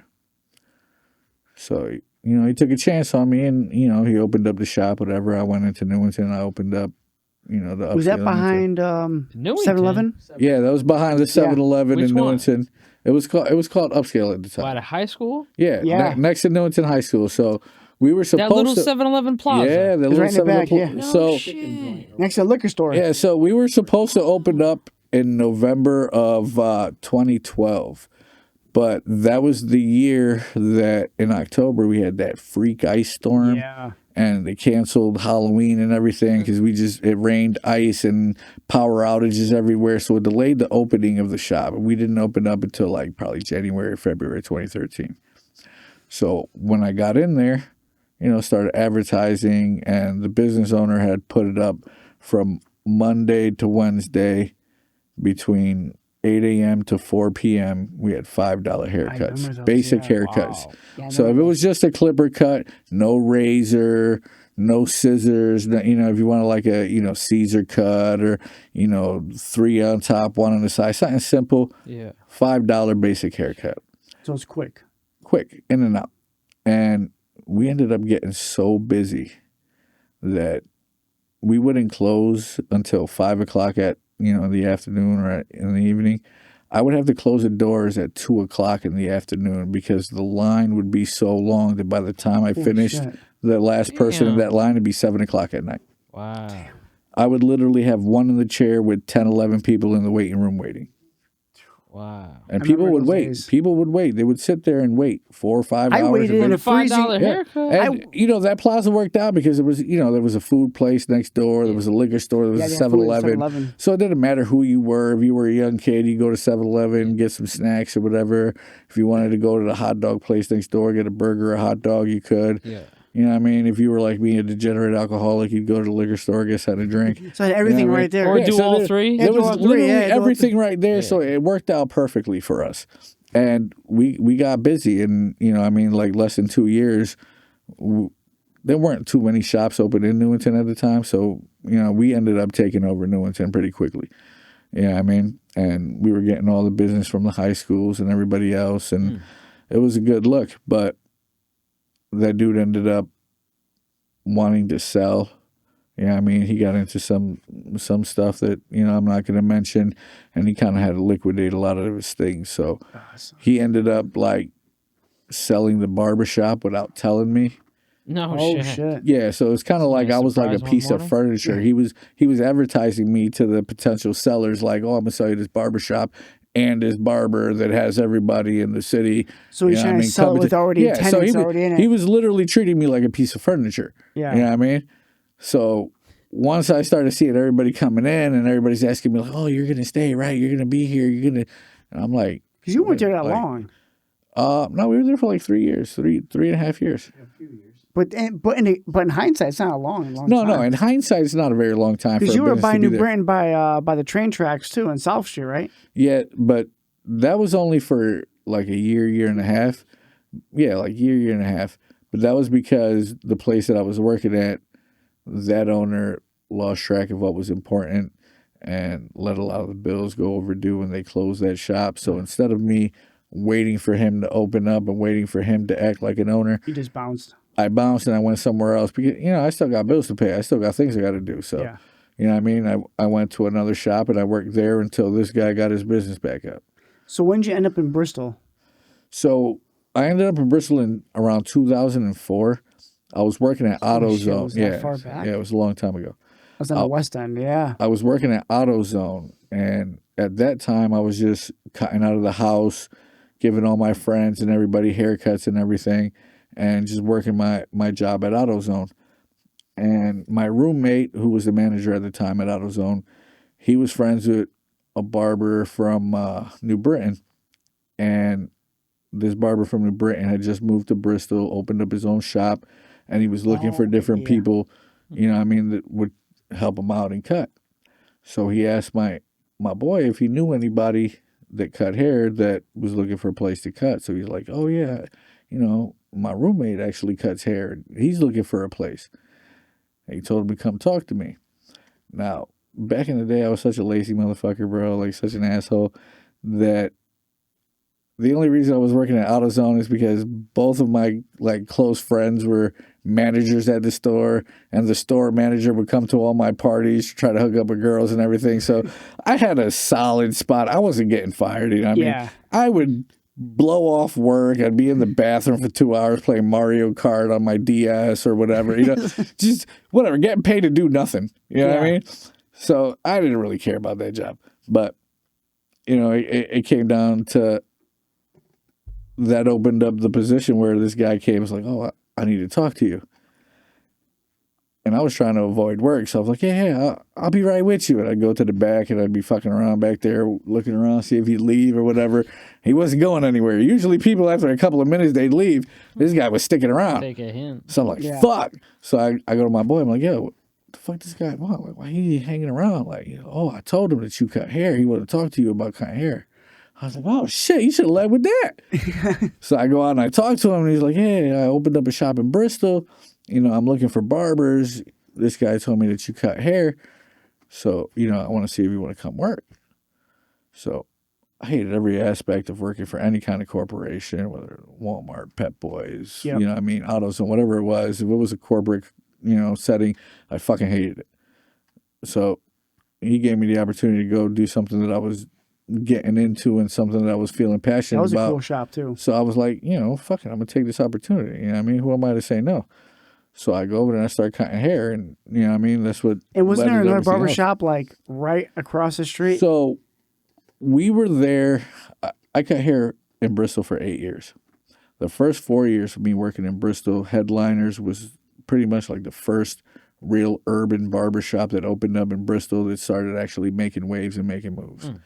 And after like 3 or 4 years of opening up, right across the street, somebody else opened up a barbershop. Oh, wait, they opened up after? Like Country and these guys? Yeah, they opened up after. Really? Yeah, I thought they were there before. No, we were there before, and they opened up after. You know what Country I mean? was cool as shit, dude. He had CBR, he used to drive Recklesser. They had, Country was cool as shit. Yeah. No, Country's cool as shit, man. It's because of Country that I have a lot of the work ethic that I do now. You know what I mean? Really? Like, I used to slack off all the time. I was one of those kids where if you called me before 10 o'clock in the morning, we had issues. You know what I mean? Like, we were going to talk about it. Like, don't fucking wake me up. Don't call me. Like, when I wake up, that's what I'm doing. I'd be at work at 11. I'd leave by 5. And then I'm wondering why I'm not making any fucking money. You know what I'm saying? Yep. And, you know, we'll get to how I got to work with Country, but keeping on the same track. Yep. I'm looking at Country, and Country got new cars and new motorcycles, and he's always buying new chains and everything. And I'm like, bro, I work in the same place as you. I'm cutting hair, the same people as you. Like, what are you doing different that I'm not? You know what I mean? So I asked him, I'm like, bro, what's up? What are you doing? He's like, bro, what time do you come in? I'm like, 10:30, 11. I'm here at 6 o'clock in the morning. Yeah. He's like, by the time you walk in the door, I'm already $300 up on a day. Damn. Do Country, yeah. When he told me that, it kind of put shit into perspective. I'm like, damn, all right. All that time you're missing. Yeah, I'm like, I never thought about that. Like, you know, in that perspective, like, damn, you know what I mean? Like, you're already making that much bread while I'm sleeping. While I'm sleeping, you put it to a time, you're doing what you need to do. You know what I mean? And I'm like, fuck. So I told him, I was like, bro, I want to get to where you're at. He's like, all right, so for the next month, you're going to do what I do. When I wake up, you wake up. When I'm here, you're here. I accepted the challenge. I'm the type of person, I'm a knucklehead, you know what I mean? I'm a masochist. I like a challenge. I like, you know, going through the rough shit. So I'm like, all right, fuck it. You do it, I do it. 6 o'clock in the morning, I'm hating life. You know what I mean? Like, I'm not used to this shit. You know what I mean? Yeah. I'm used to waking up at 10, so 6 o'clock in the morning, that's an Just ungodly chilling, just hour. waking I'm up like, whenever yo, you fuck want. this shit. You know what I mean? Yeah. Like, who the fuck is up at 6 o'clock in the morning? Motherfuckers want to make money. That's who. Yeah. You know what I mean? So I'm getting up at 6. I'm meeting up with this dude. We're going to the little diner next to the barbershop. We're having breakfast. By 6:30, we're in the shop and we're cutting hair. At different shops. No. This is when I had moved into the shop with him. We're gonna get how we got there. Okay. But at this point, you know what I mean, I'm just learning from him, and I'm like, all right, so this is what we're doing. You know what I mean? We're getting breakfast. We're coming into work. I'm cutting from 6:30 in the morning to 5 o'clock at night. That's tiring. You know what I mean? Like, that's a long ass fucking day. 11 hours, 10 hours on your feet, cutting hair nonstop. You're at a busy shop. You know what I mean? Like, it's taxing on the body. Luckily, I'm in my 20s. That wasn't too much of a concern. I love that but shop. You ever been in that shop? It was crazy. But he taught me in a short 3 months of me following what he was doing and following his work ethic. I bought 2 new cars. I moved into a new apartment. You know what I'm saying? Like, my life got better and went to a different level than what it was just because I woke up 4 hours earlier and worked for 4 extra hours. So once I learned that, I mean, that put me in a different mindset. And now I'm working all the time. Now, fast forward, 20-something years later. You're at the shop like 7 a.m. now. Saturdays, I go in at 7 o'clock in the morning. I don't leave till 5 o'clock in the afternoon. Yeah. You know what I mean? Some people like 5 o'clock is early, but do the math, 7 to 10 or 7 to 5, that's 10 hours. You know what I mean? On a separate note, remember when Sahadi was on here talking about the barbershops and you felt like weird going into it? Yeah. That was the only place I went into was a mixed batch where like you just felt welcome there. Yeah, it was just, I don't know if it was like... Because I know what you mean. I go to courtside, I'm like, I feel like people are looking at you all weird. Yeah. And it's not only the barbers, but it was like the clients, like, who's this guy? But it's like, who the fuck? Who are you? Like, but going in there, like, it was a mixed batch and like, you just didn't feel So the thing is when you go to a barbershop, it's really hard to find a shop where every single barber works well with each other. You know what I mean? Like, you got a good vibe. I've been to a lot of barbershops where there's a lot of internal struggle and a lot of internal conflict inside the barbershop. People just don't get along with each other. Yeah. Some people are cutthroat. You're not there for a client. Yeah. You're not there for a client. They'll come take your client. They'll badmouth you to your client. That creates a lot of animosity inside the barbershop. So that's the cool thing about your spot now is, like, I'll go in and if, like, you're not there and, like, you didn't tell me it was a mistake, he'd be like, Phil, like, oh, he's not here. Like, I'll reschedule. I mean, sometimes they'll bust my balls and they'll tell my clients, like, oh, yeah, he didn't call you. I'll be in the bag smoking a cigarette or something. Yeah, they're funny, and, but and they they'll won't start messing with you, make you think, like, I'm not there or whatever. Yeah. But, it's all in good fun. That's a different level of banter. But they're not going to try to scalp you. Yeah, we don't do that. But it's hard. That's what I'm saying. It's hard to find a barbershop with that kind of continuity and that kind of, like, relationship with all the barbers together where it doesn't matter where you go or whose chair you sit, you're going to get a good cut. Yeah. I mean, your barber's not going to get upset or uptight. You know what I mean? To find a place like that, that's hard to find. Yeah. And I've worked at a lot of different barbershops. I own my own barbershop. I've done all, I've been everywhere, different states, different countries. And speaking of countries, let's talk about Puerto Rico after you're done with that thought. But yeah, so like, it's rare to find a spot where everybody works and melds together like we do now. And, when you come to a place like that, you feel more at home than you do feel like you're going to a barbershop. Yeah, you walk in and everyone says, like, hi, you're going hey, what's up? You're going to a friend's house to hang out and chill more than you're going to a business to go get a cut. You know what I mean? You can go in there and talk, junk to anybody, talk sports to anybody. You're not going to feel like you're out of place. Well, that's what I noticed about that barbershop. Yeah. It's like you'd go in, but everybody that went in there getting cuts plus barbers seemed like they all knew each other. So then when you see somebody new come in. Yeah, when you find people that work well together and you got a good system going on, you don't have too many people coming in and out. Well, his shop is right near your house. Where? You're in New Britain? In the center. Well, I'm in the center of Newington. You're in the center of Newington? Yeah, I'm right next to by the old food mart. Oh, shit. Yeah, Pong got fired. Right next to the post office. Oh, shit. 139 Laurie Place.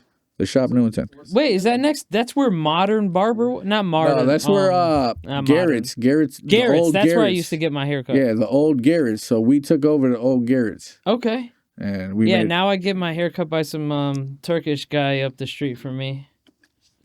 I'm the only white guy that goes in this Turkish barbershop. Yeah, everybody's. That's why you should come check out the Shop Newington and come get blessed, bro. I probably would rather. Yeah. Yeah. Not that I mind it. He gives me like decent haircut, but you know. we got everybody. But yeah, exactly. I mean, it's what we. There's do. a funny crowd there. Like Phil's funny as shit. You said so. What's Phil's the name? hilarious. It's called the shop. It's called the Shop Newington. 139 Lowry. Yeah, so I know 139 exactly Lowry what Place. it is. Okay. So yeah, that's the name of the shop. You do booking online? We do. We do booking online. You can go to theshopnewington.com online. And it takes Blizmo. Oh, I got Blizmo too. They just updated the Blizmo and they changed the link on Blizmo, so I'm gonna have to update that. So until I update it, I don't want to give anybody the old link. So you know what I mean? But the easiest way is just go on theshopnewington.com and it brings you right into the booking app. You can just pick on the barber. Their availability showed up instantly. It takes seconds. You can just book on the app, and you know what I mean. What time do you guys close during the week? So I'm there Tuesday through Friday from 8 a.m. to 6 p.m. Okay. And then on Saturdays from 7 a.m. to 5 p.m. Okay. Neither all day on Saturday. So that'll work. I'm all day, every day. That works. Yeah. That's crazy. So, about 50, 55 hours a week. If you can't find time within those hours, I don't know what to tell you. Yeah, right, Paul? Right, Paul? I don't know what to tell you. If you don't come in within those hours, I don't care how much bread you make. Amen. Unless you made that garlic bread again, then I'll think about it. Dude, I gotta piss like a motherfucker. Pineapple? So we're going to pause for pineapples and take a piss. Yeah. Well, let's see. Let's go back into hair cutting here. Let's see. Well, it's so far sidetracked. You gotta, Yeah, I had to look back and what you want to get. we went so I got far. more left turns than a NASCAR race. How about I'll go, right? Yeah. All right. So we're gonna play a little game, Pedro. Ooh, he said Pedro. So I'm gonna. Shit. Yo, Yes, Your Honor. Pedro. So, Yeah, that's right. You sit up straight. I feel like I need a tie right now. This can be a rapid fire, right? I'm gonna read off some words, and you just got to respond with a one-word answer. Okay. All right. You want to refill your cup first? But It's still a little bit. Don't in there, worry. Okay. All right. It's related to haircuts. I mean, all right. let's go where it takes us. One-word answers only. The first one is going to be a middle part. Gay. Thank you. All right. Burst fade. Wait, 90. you said middle fade. No, middle part. No, he said middle part. Didn't somebody over there have middle part? Yeah. Paul, did you ever have a middle part, Paul? Yeah, my father called it the chainsaw cut. Oh, Is that code? you came what you got for surgery with a chainsaw. And what was the burst fade? What was the one word? One word. One word. Opinion. Jesus, 2008. Okay. See, I don't even know what exactly a what's a burst fade What is that? exactly is. So the burst fade is. Are we talking just like skin to? No, so the burst fade is kind of like the happy medium between the faded mohawk, which was, real popular in, the late 2000s, early 2010s. And instead of coming down to a point and coming to the mohawk area, they rounded off the back, almost like a modern mullet, but they faded, instead of just like the taper fade on the sides, Right. they faded it around the ear. And it came out almost like a sunburst. So okay. it bursted out. That's why it was called a burst That's fade. cool. Okay. How do you even do that? Like, how does that even? I'm not sure, but it became really popular when a certain NBA player, started rocking it, and everybody wanted to, get that same haircut. People don't get that nowadays, though. So I've never heard of that they term. still get it, but it's not as popular as it was back then. But a lot of people still come and get it, and they now incorporated it a lot with the modern mullet. When they get the modern mullet, they'll get, a variation of the burst fade with it. So it's still kind of prevalent. Okay. Well, the next one I got is broccoli cut. Fuck you.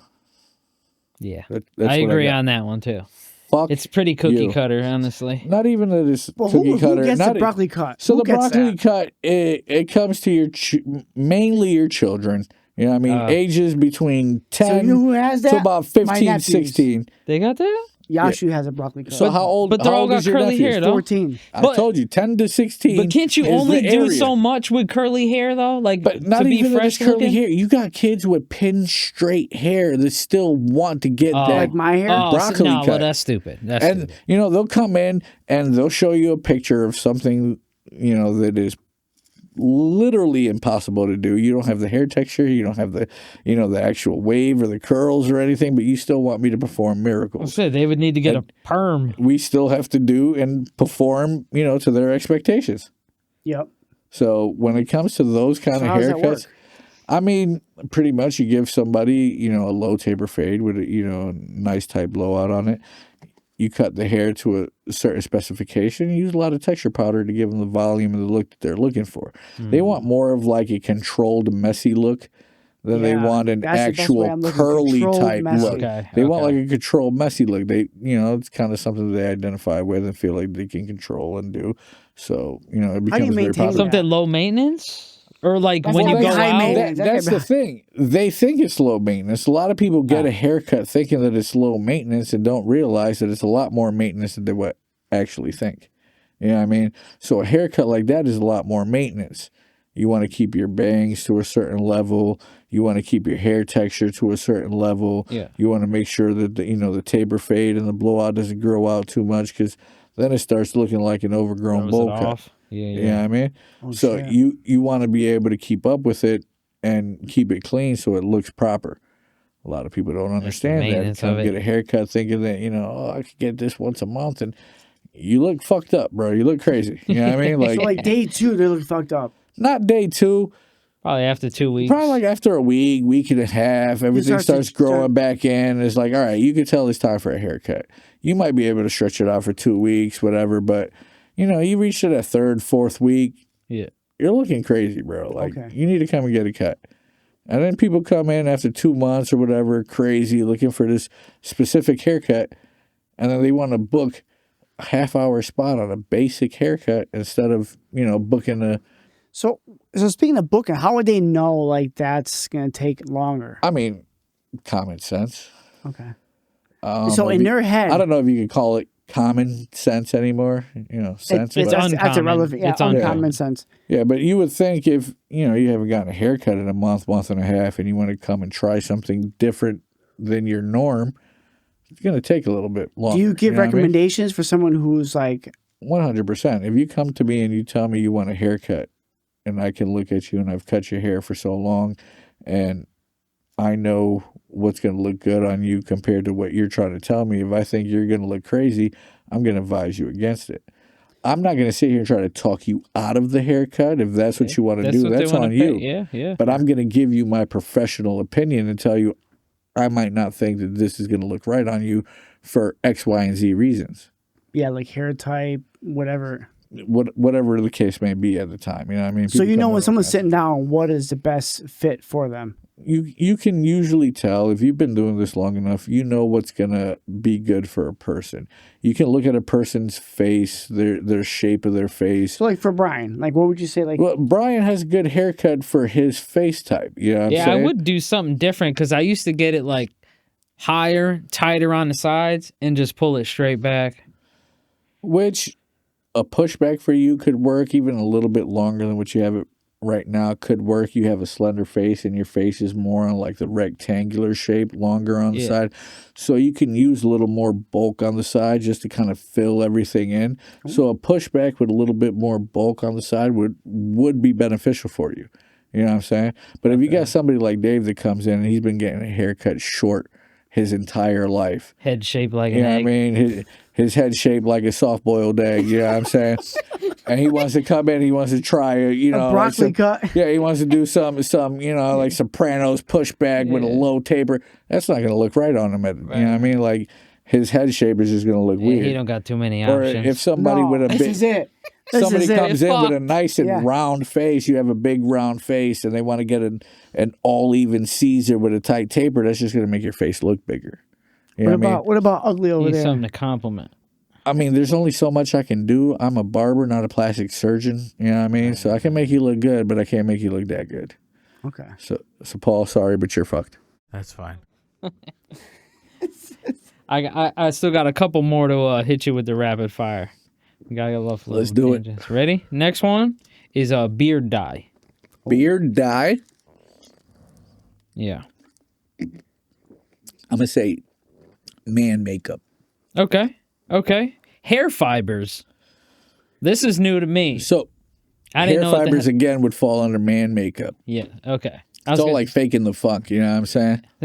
What the hell is it made out of? It seems like some synthetic looking. Well, it depends on whether shit. you're going with dye or fibers. So if you get the fibers, it's almost like pulverized synthetic hair. You use like a spray adhesive usually before you put it on. This if you got like a diesel ball spot. Yeah, if you got a diesel ball spot and you want to put some fibers to cover up the ball spot without looking obvious that you're covering up the ball spot, you get some hair fibers and you'd work it in there. Nothing too crazy. A little adhesive, almost like a hairspray on it. Okay. Let it settle. And it looks good, but it temporary lasts a couple of days. You take 1 or 2 showers and it's out of your hair. Damn. You know what I'm saying? That's so yeah, it's one of those things where like if you want to look good for that one night. Exactly. Gotcha. If you're going to a function, you got a wedding, you got a meeting, you got something you want to look good for that one specific day. Cool, come in, get it done. You can look fresh. You know what I'm saying? But if it's something where like next week you're going on vacation, it's not going to last you until next week. You know what I mean? Once you wash your hair a couple of times, it's going to come out. I'm going to shorten up this list. Turkey hair transplant. Interesting. Yeah. Well, that's what I'm going to say. Just because I've seen a lot of the videos online of how they do it. And like I said before, I'm always interested in things that I don't know of. Yeah, people that go out to Turkey for they go to Turkey. Not actual like not like gobble gobble. Yeah, no, Turkey. like going to the Turkish. country Turkey and getting the hair transplants. Why the hell would they go to Turkey and get a hair transplant? I don't know. If I'm not mistaken, and you can correct me if I'm wrong, but I feel like Turkey's one of the first people that put it out they're there. the OGs, you know what I mean? Like, yeah, they're the OGs of the hair transplant for men that people have been going out there and getting their hair transplanted, like actual transplants. Not, what's that shit that you take for hair growth?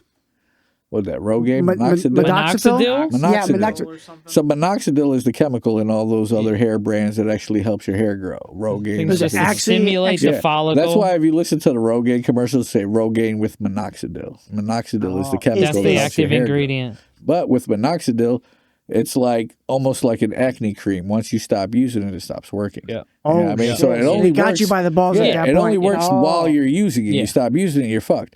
But you go to Turkey, you pay, $5 or $6 grand because, the exchange rate and everything else over in Turkey. They take out all the hair from, wherever you got a good density of hair, back of your head, wherever, and they'll transplant that hair to the places where you're lacking hair. And so it'll be natural, it'll grow natural, and after like 6 or 7 months, you got your own fully, like natural hair growing back in and everything. Yeah. So the other stuff doesn't keep growing? Like Minoxidil? Is it like grass which just grows on the surface? No, it's like it's almost like if you think about a corticosteroid or an ointment that you put on and it stimulates, the hair growth. Once you stop using it, the hair growth stops. It's the same thing with minoxidil. So this dies the off. Follicles are not stimulated it goes back anymore to its for natural growth. state. So if you were going bald before and the hair started growing, it's just going to go back to being bald. Oh, that's fucked. Yeah. Well, I mean, that's how they get you by the balls. Yeah. Keep buying the product. That makes sense. It's called job security. You can't have job security. They're not going to give you a cure. We're going to give you a temporary solution. There's no money in a cure. Yeah. There's money in the treatment, not the cure. They also stack it with finasteride, too. Tadalafil? Finasteride. Oh, what's that do? That's it has to do with like DHT levels, which is like the precursor to testosterone too. So like if your levels are too high, you're gonna hair loss. Oh, no shit. Yeah. Okay. Huh. So so it works, but like you just gotta stay on it. Yeah. Just like add it part of your routine. If you want to hear, you fucking do it. We want to make that money. We're just not going to give you a cure so you don't come back to us. I know. I forgot. We gotta get you to keep coming back, bro. Come on. Yeah. What about buzz cut on a bald guy? I fucking love it. Yeah, easy money. Oh my God. I call it stolen money. You know what I mean? Like when somebody comes in and be like, I just want a bald head and just shape up the beard, bro. Thank you. if I take my time and bullshit with you and have a conversation, 15, 20 minutes the most, you know what I mean? And not for nothing, those are the guys that probably tip the best. You know what I mean? I'm giving a bald head and a beard shape up, which, you know what I mean? You hit him with a straight else, razor after you shave him down? I'll do a straight razor. I'll do the electric. I'll make sure there's no hair residue left at all whatsoever. Like, so how often did he come back? I get people to come back. I got some people to come once a week. I got other people to come like every 2 weeks. You know, it depends on the person and, you know, what. Do they got any, like, hair products for a shiny bald head to buff it out? Wax? I'm sure you can. Is there a thing? I'm sure. Is that a thing? They do have wax. For balds. They also have oil sheen. You know what I mean? Like they have all kinds of different things you could throw on there. Maybe head shining like some chrome. I can't pull that off though. To be completely honest, I haven't had too many people come up to me and be like, shine my head. You know I look like the Brotherhood. I can't do it. What's different? Look at me like, get your shoe shine box. You know what I mean? Like, that's a great answer. No. Man bun. I want to talk so many bad things about a man bun. Do you get man buns in there? Just say not anymore. Oh, okay. You know what I mean? Like, is that a phase? Maybe 2015, 2016. I used to get them all the time. Everybody that came in had a man bun. Is that because really? of what's his name? Fucking Momoa. Yeah, exactly. No.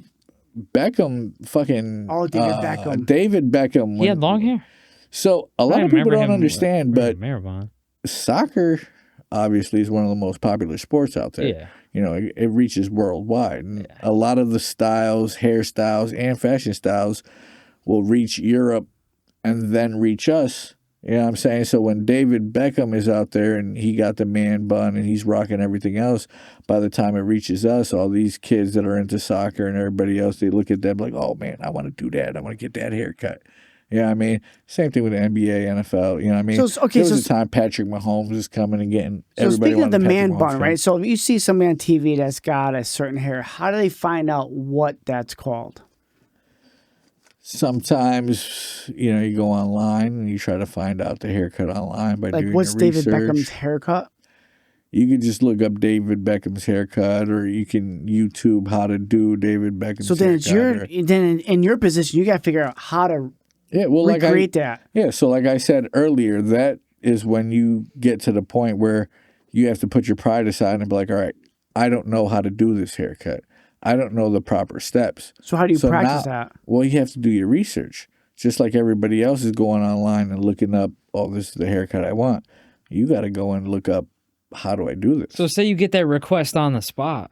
Little Johnny comes in, right? And comes in that day, asking for the Beckham. So... And then so what do you do in that situation where you haven't done that? 15, 16 years ago, I probably would have told you I would panic and shit my pants. You know what I'm saying? Like, if somebody came up to me with something that I didn't know or didn't research before, I would try to rely on, you know, the skills that I have to recreate it to the best of my ability. Or somebody else in the shop that might have attempted something similar. At that point in the position I was in, I wasn't able to do that. You know what I mean? So at that point, it's kind of nerve-wracking. You know what I mean? You don't know what you're doing, but you still have to produce a product that's going to be satisfactory to the person that's asking for it.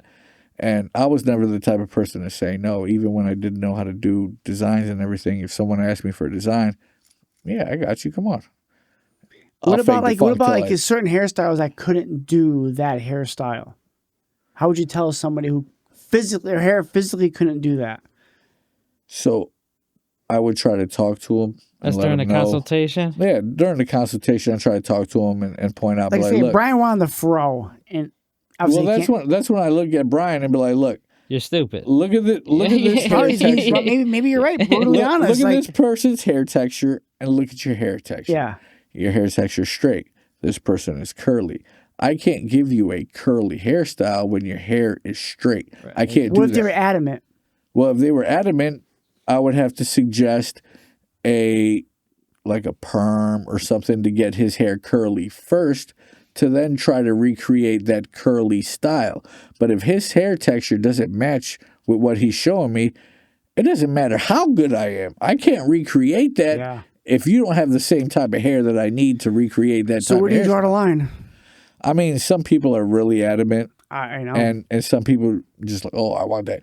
So now you try to do what you can to the best of your ability. If you know that person has, like that broccoli top style haircut. Yeah, let's keep bringing so that you're back going to up. do, a low taper fade or a low taper and try to keep most of the bulk on top. So what's a low taper fade just for... So instead of it being up by the ears, it starts. Well, this is the thing. I've been cutting or for a so long. blowout, right? I've been cutting that's for a good so difference, long too. that the terminology of different styles and different haircuts changes with the generations and the years. Which is crazy, So dude. when I was growing up, if you wanted a nice tight taper on the sides and the back, you'd call it a blowout. Yeah. You'd go to the See, barbershop, I only you'd knew be a like, hey, blowout from that fucking Jersey Shore. Paulie D had the haircut, he had the right? And it was blowout. boom, So, like in it. again, Like, that goes that's to what the I- generation and stuff. So we were used to, when we were growing up, you go to the barbershop 96, 97, you ask for a blowout, you're getting like a 4 all over, a 3 all over, and then you get a nice little taper fade around the edges, temple area, back of the neck, shape up, bam, that's your blowout. yeah. Then you move forward to the Paulie D era where, Jersey Shore is popular. Yep. Now you got a different crowd of people. Yeah. They want that real tight, like pretty much just fade up the sideburn, not even a real taper, So it's not like a hot. short-ass Just fade. the smallest smidgen, the lowest taper you can get their hair spiky, and that's what they consider a Basically blowout. cleaning it up. Okay. Yeah, pretty much. That's what they consider a blowout. Then you move forward another 10 years, and now it's not called a blowout anymore. Everybody's calling it a taper. A taper. So now people don't understand that if you've been cutting for a long time, you go to school and you learn about cutting hair, a taper is anything that goes from a longer number to a shorter number. So I'll say, can I get a taper fade? But Am I that's what I'm saying the saying. same word twice? You're being redundant. It's like Wow. saying, it's no like wonder why the saying, Turkish guys don't know what the fuck I'm it's talking like saying about. an ATM machine. You know what I'm saying?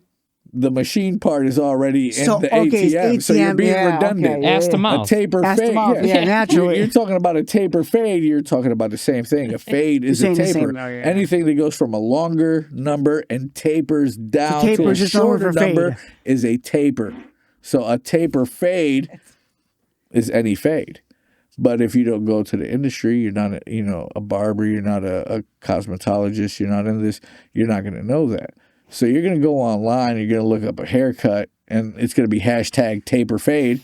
Someone's going to go in a barbershop like, I need a taper fade. And you laugh at them. It's your responsibility as a barber to be in tune to all this and know what they're talking about. Because if someone sits in your chair and asks for a taper fade and you don't know what he's talking about, Yeah. you're going to send them to somebody else, and that's money you miss out of your pocket.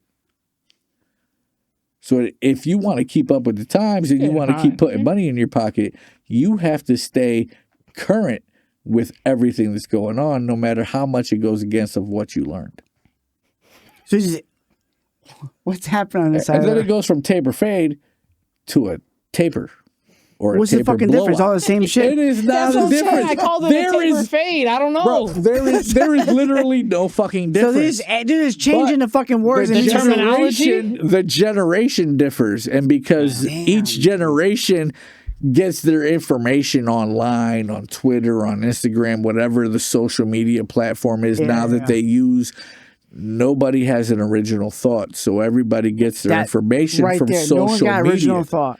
So because social media tells you this is what this haircut is called, bro, there would be no name to the haircut. You just put whatever fucking haircut name So how many you want guys come to. in It and goes say, viral. I The want next thing you this know- haircut? I've done that. Bro, you know how many times I've had I've people done that. come into the barbershop and ask for the Edgar?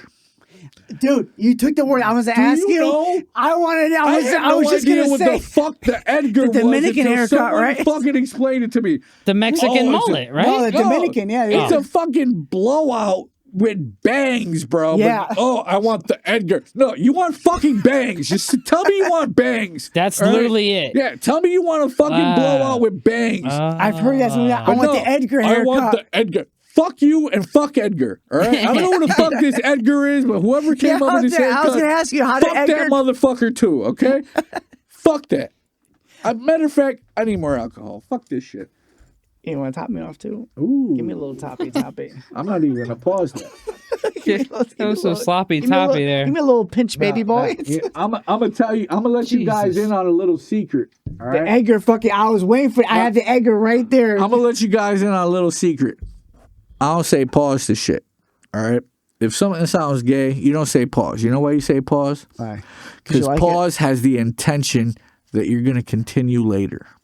All right. That's true. When you pause something, you gotta hit resume, right? You stop with the intention to continue later. Yeah. So if something sounds gay, I'm not gonna pause that shit. I'm gonna stop it. You know what I mean? I'm not gonna continue later. We're gonna stop that shit right there. So we're not gonna pause that. We're gonna stop that. All right. That's a little side note. Edwin, what is he talking about? You got this. We're talking about anything and everything, bro. You ask me, I'm gonna answer. That's how it's going right now. What do you got? Because I went through. I think. Let me just double check real quick. So I think I went through all that. So I think Edgar cut is. What's one haircut that you never want to do again? A bowl cut. Bowl cut. I don't want to do the bowl cut. Dude, I haven't seen that shit like in America. Pictures. Now I'm gonna say this with the risk of getting censored or whatever, but that's some white people shit. Yeah, of course it is. It absolutely is. The bowl cut is some white people shit. You have a little white boy, and he's between the ages of fucking 3 to 7 years old, and you want an easy haircut to distinguish him from everybody else. You get a fucking bowl cut. Look at my yearbook photo. I have the fucking bowl cut, dude. That's before you met me. He's not white. Mo Howard or Three Stooges? Bro. He pulls it off. I wasn't even alive back then, bro. I can't even tell you. That's probably the only time that was acceptable. I don't even think it was acceptable then. I think he did it because it had a comedic factor. True. He did. True. So, just the fact that the haircut is so bad, even back then, it was thought of as funny. How's that for a rebuttal? After all these years, what is your best piece of advice? Best piece of advice I would have to say is don't say no to a new opportunity. If there's something that you've never done and the opportunity presents itself for you to do it, no matter how afraid you are or how scared you are of failure or whatever is holding you back, don't say no. Just do it. I think I'm in that position right now. Because it's those little things, those positions that you get put into, that is the mark of growth. That just sounded like someone fucking shot somebody. Like, are we in a war zone? Where the fuck are we at right now? You just fall upstairs. But those are the times when you get backed up into a corner in a wall that lets you know who you are and what you're made of. You know what I'm saying? I'm in that spot. Am I going to be that person that's going to run away? Am I going to be that person that stands up to the challenge and rise above it? Am I going to be that person that's going to try to rise above the challenge and fall just short? You know what I'm saying? But that's okay too, because you still rose up against it. But that's okay. Not only did you raise up, but guess what? There's no fault in trying.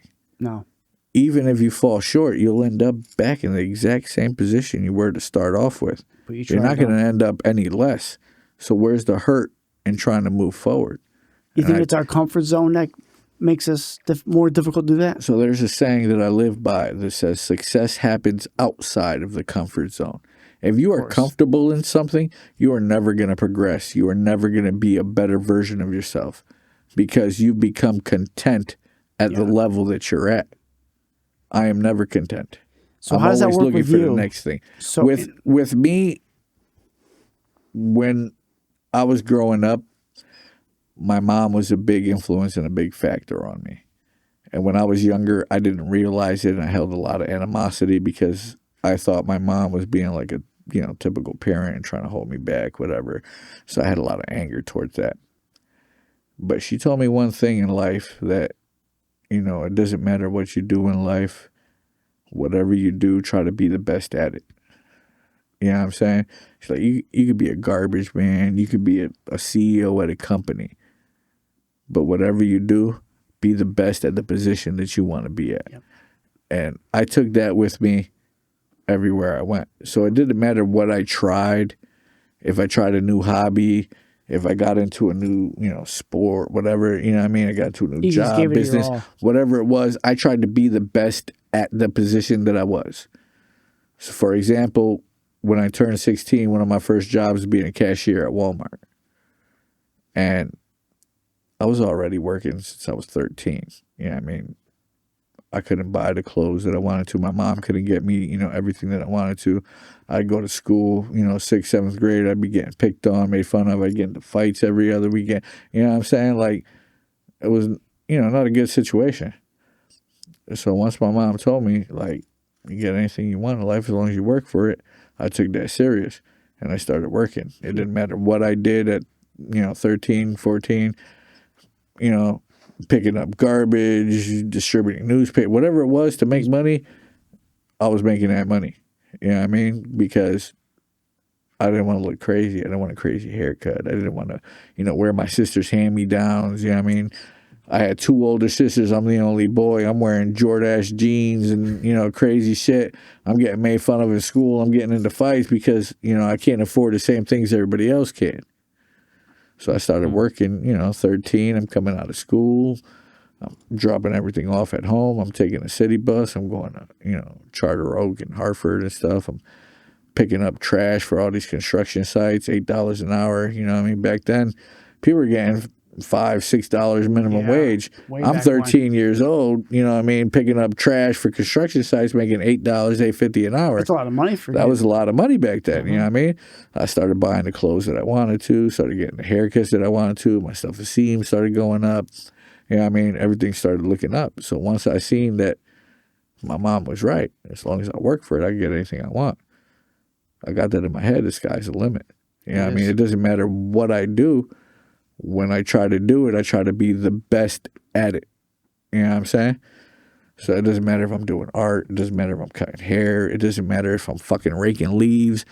I'm going to be the best at it. You know what I mean? You're not going to tell me otherwise. You think you're better than me, you're going to have to prove it. That's why with cutting hair, you always are on top of what's trending. I'm on top of everything. I'm always looking. It doesn't matter. I don't care if you just came to the shop and you've only been cutting for like a year, 6 months to a year. You know what I mean? I'm going to watch what you do.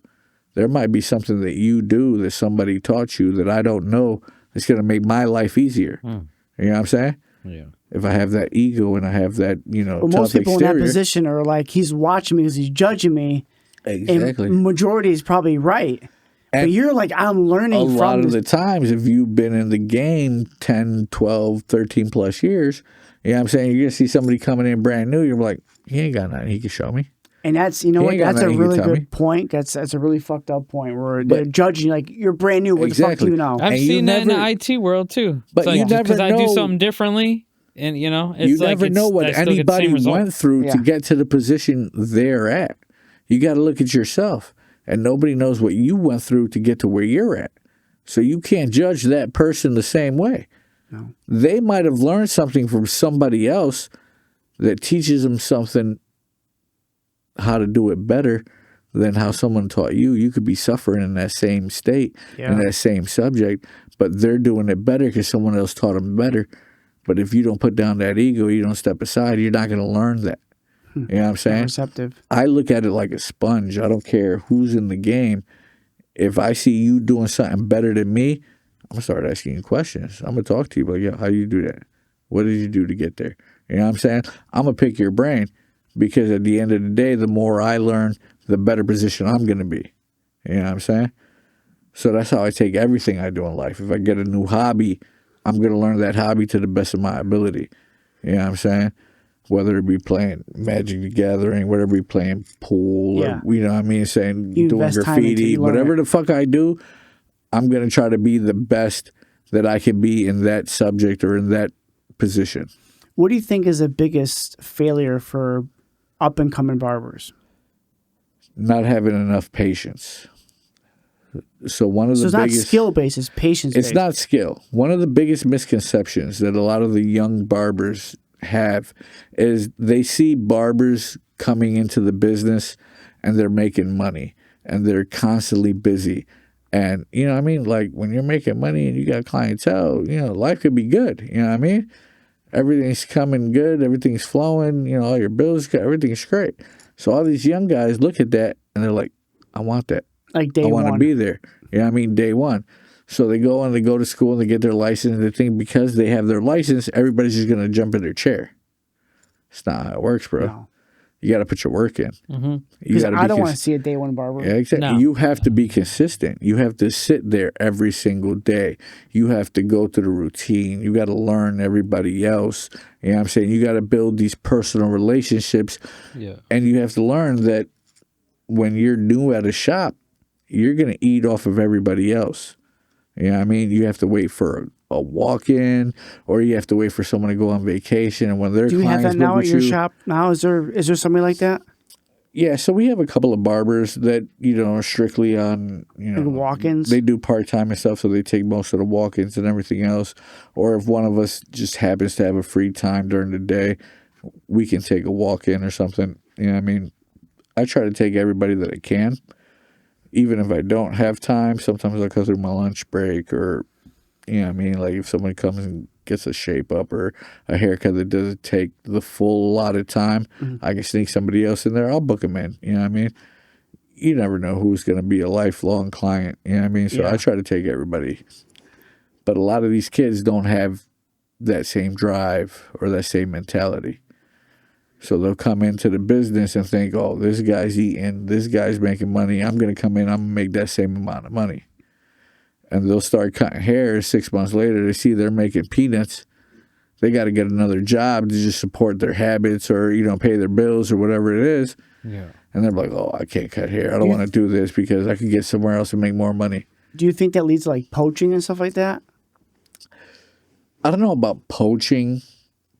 So if you have a good dynamic in the barbershop, like where we have, like I said, it's very hard to find a good dynamic like that. Yeah, your shop now is But dynamic. if you have a good dynamic, you don't really have to worry about poaching, because we all feel as long as you keep it in-house, it's all good. Yeah. You know what I'm saying? Like, if I was cutting your hair before and you wanted to jump across to the barber across from me because you feel like he cuts your hair better, I'm not going to take that personal. You know what I mean? I've learned in my business that I can't please everybody. Every haircut, everything is a personal opinion from somebody. Yeah. You know what I'm saying? So you might find something that you like that somebody else is gonna be like, I don't like that. You know what I mean? Yeah. So I can please you to the utmost extent to where the other person is like, I don't really like the way he cuts. So I'm not going to take offense as long as you keep it in-house. You go to another barber across from me you're or still in the somewhere same else. building. It's still in the same building. It's all love. As long as we all eat, it's all good. I know one time Yeah, where I mean- you couldn't give me a haircut. You're out, and you're like, I recommend you to so and so. Well, that's the go thing. see them I at know the same shop. I know how you like your haircut. Yeah. And I know how you like things. So I'm going to recommend you to a barber that I know that's going to give you the closest haircut to what you like. But me recommending you to a barber is going to be different than me recommending Brian to a barber. Yeah. Because he likes a different haircut. So you start learning. So I might have a barber in the shop that might do a haircut better the way he likes. So I'm going to send Brian to that guy and not you. Yeah. You know what I'm saying? So things like that are different. But because we're keeping it in-house, it's all good. Because you have a vast. The money's not going anywhere. The clients aren't going anywhere. They're still staying in the house. I like You know that. what I mean? Of course, makes sense. Yeah, Yeah. I like that. Yeah. So that part, I don't really care. I don't really, I don't have a problem with. What I have a problem with is, for example, let's say I go on vacation. I'm out for a week or 2 weeks. Yeah, I mean, I'm on vacation. Somebody wants to go and get a haircut, one of my clients, and they don't come in-house. At least if you come in-house, all the other barbers know how I cut hair. They know what I do. They're going to try to give you a haircut to the best of their abilities to how I do it. So when I come back, I don't have much to fix. But if you go to another barber, another shop, somewhere completely different, they don't know your hair, they don't know how you like your style or how do you do anything, they're going to give you a haircut to their specifications. Not that it might be a bad haircut, but it's not what you are used to or what you like. Now, when you come back and I come back from vacation, I have to fix their mistakes. Like You know what I'm when you saying? went to That's Puerto one of Rico, those- Puerto Rico was a different story. so I had to fend for myself. So exactly what you're talking about is what I had to deal with. I warned you. I was moving to Puerto Rico. I moved to Puerto Rico. Yeah. You're just lucky that I got homesick and I kept coming back every 6 months. So yeah, and that was too long. at least twice a year you got a haircut that you were happy with, but everything else that was on you. That had nothing to do with me. So what prompted you to move there, and what prompts you to come back? So I was in a stage in my life where I was young. My father was, he was doing good. I had my own house in Puerto Rico. My grandparents passed away. They passed their house and their property down to me. So I had my own house. Oh, shit. And I was living out here. I had just lost my job. I was living with my father. My father told me, quit your job, keep going to school, finish school. I'll take care of everything else. So I listened to him. I quit my job. I started going to school, and I was living with him. In West Hartford, right? In West Hartford. Yeah. Some stuff ended up happening. He got in an argument with the landlord, whatever. The landlord kicked us out. So he tells me literally overnight, I'm leaving. I'm moving in with my girlfriend at the time, and you got to figure out something you got to do. So it's like, all right, either I live in the street or, I moved to Puerto Rico where I have a house and, I can live in my house and just, start fresh from over there. That's why you go out there. So I'm like, you know what? Let's go to Puerto Rico. It seems like the right choice. Yeah. Not taking into a factor that even though, you might be Puerto Rican or your parents are from Puerto Rican descent, I was born in Brooklyn, New York. You know what I'm saying? It's a whole different animal. So I didn't take in the factor of culture shock. Oh, I bet. So I moved. I bet they don't like you out there. Oh, not that they didn't like me, but Puerto Rico moves different. They act different. They do things differently. So things that here we would take as disrespect, it's like common talk for over there. You know what I'm saying? Someone can come and disrespect. They don't know you. They'll call you a motherfucker or son of a bitch or some crazy shit. And if you're not used to that culture, you're not used to them all right, that's how they talk out here. You're going to take offense to that. And I was one of those people where, I grew up, I'm like, you ain't going to talk to me like that. You know what I mean? I don't care who the fuck you are. You start talking crazy, I'm talking back. What's up, motherfucker? Yeah, it's like when you ran into Reno. Yeah, so I kept getting talking to the barber. I kept getting into a lot of trouble out there because of that shit. My cousin's like, yo, you need to chill out. You need to calm down. And I'm just like, bro, I don't care where I'm at. You don't know me. You're not going to talk to me like that. You know what I mean? But that's how they did. That's how I was out there. You know what I mean? It was a culture shock to me. So it took a little while. I got a couple little things out there and stuff. You know what I mean? A bunch of little trouble. But after 2 years of, living out there and that's crazy, me missing home and coming back, and it got to the point where I was looking for excuses to come back. It's somebody's birthday? Cool, I'm coming out there. I wouldn't even talk to this person for years, but I'm like, shit. She's needing a reason to come back to the States. She's looking for whatever reason it was just to come back and hang out and shit. That's when I was like, you know what? I'm going to just stop fucking around. I'm just come back and do what I got to do. Well, Paul and I appreciate you coming back. Listen, the way both of your hairs was looking when I came back, it was crazy. Even though that was the day Paul's mom made me some chocolate chip cookies that were delicious and amazing. Yeah, I'm saying he still hates me to this day because of that, but they were delicious. That was a great day. They were amazing. Paul's mom, if you're listening, I need some more chocolate chip cookies. On the ironing board. On the ironing board. Yeah. While I was cutting hair in that little foyer area, you know what I mean, right by the door. He didn't want to let the Puerto Ricans in fully into the house, you know what I mean? I don't remember that. For some reason, he came to Paul's house, came to your house to cut hair, and I was getting a haircut there too. Well, at that time, I had gotten no, I don't know if I got let go or I quit. I think I quit from Pet Boys. You can quit. So I quit Pet Boys, and you guys still wanted haircuts, and I was still in between moving back and forth from Puerto Rico that I would just, whenever I came back, I would go to Paul's house and, cut hair at Paul's house. Right in that doorway, right in the foyer next to the bathroom right there. You know what I mean? I wasn't allowed anywhere in the house except that little foyer right there. He'd bring out the ironing board and set up everything. Paul's thing right there. Yeah, that was definitely Paul's thing until his mom was like, hey, I just made some cookies. You guys want to come upstairs and have some cookies? No. Fuck yeah. Went up there, ate all them cookies. Paul was pissed as shit. He was. I remember the cookies, that. Paul. All of them bitches. They were delicious. Fresh out the oven, soft and moist. Yeah, your mom. The chocolate was just melting in my mouth. Well, we thank you for coming out. I appreciate you guys thanks for having again. me here. Thanks I had again. a blast. I feel like there's so many topics and subjects we ain't even touch on, but Next It's time. okay. It's okay though. it was awesome. I had a blast. Thank Good. you guys. Thank Glad you, you did. dude. I kind of forgot there was cameras over there. But There's cameras that's- everywhere. That was dope. Yeah. That's when the most natural shit comes out. As soon Yeah. as you forget about what the fuck's over I there. mean, like I said before, it's Paul's just gonna us. have a lot of work to do, editing out a lot of stuff and shit. But I think you guys got some good shit here. Oh yeah, because you forget that back wall is all cameras, and you focus on here. And The it's- last 20, 30 minutes, I forgot it was there. Yeah, cool. I don't know if that was the bourbon or the 1738 or what, but You need more? More alcohol. You need more alcohol? we're done with the alcohol. We got to go home, bro. He said he's Take a not. swig for the road, Papa. not driving. Yeah, he's not driving. I he's got not to drive. driving? So. Yeah. Take a swig for the road. All right, guys. Thank you for tuning in, and we'll be right back after these Fuck commercial off. Get off messages. camera. You're ugly. Oh Jesus! You look like shit on camera. Fuck you, and you're welcome.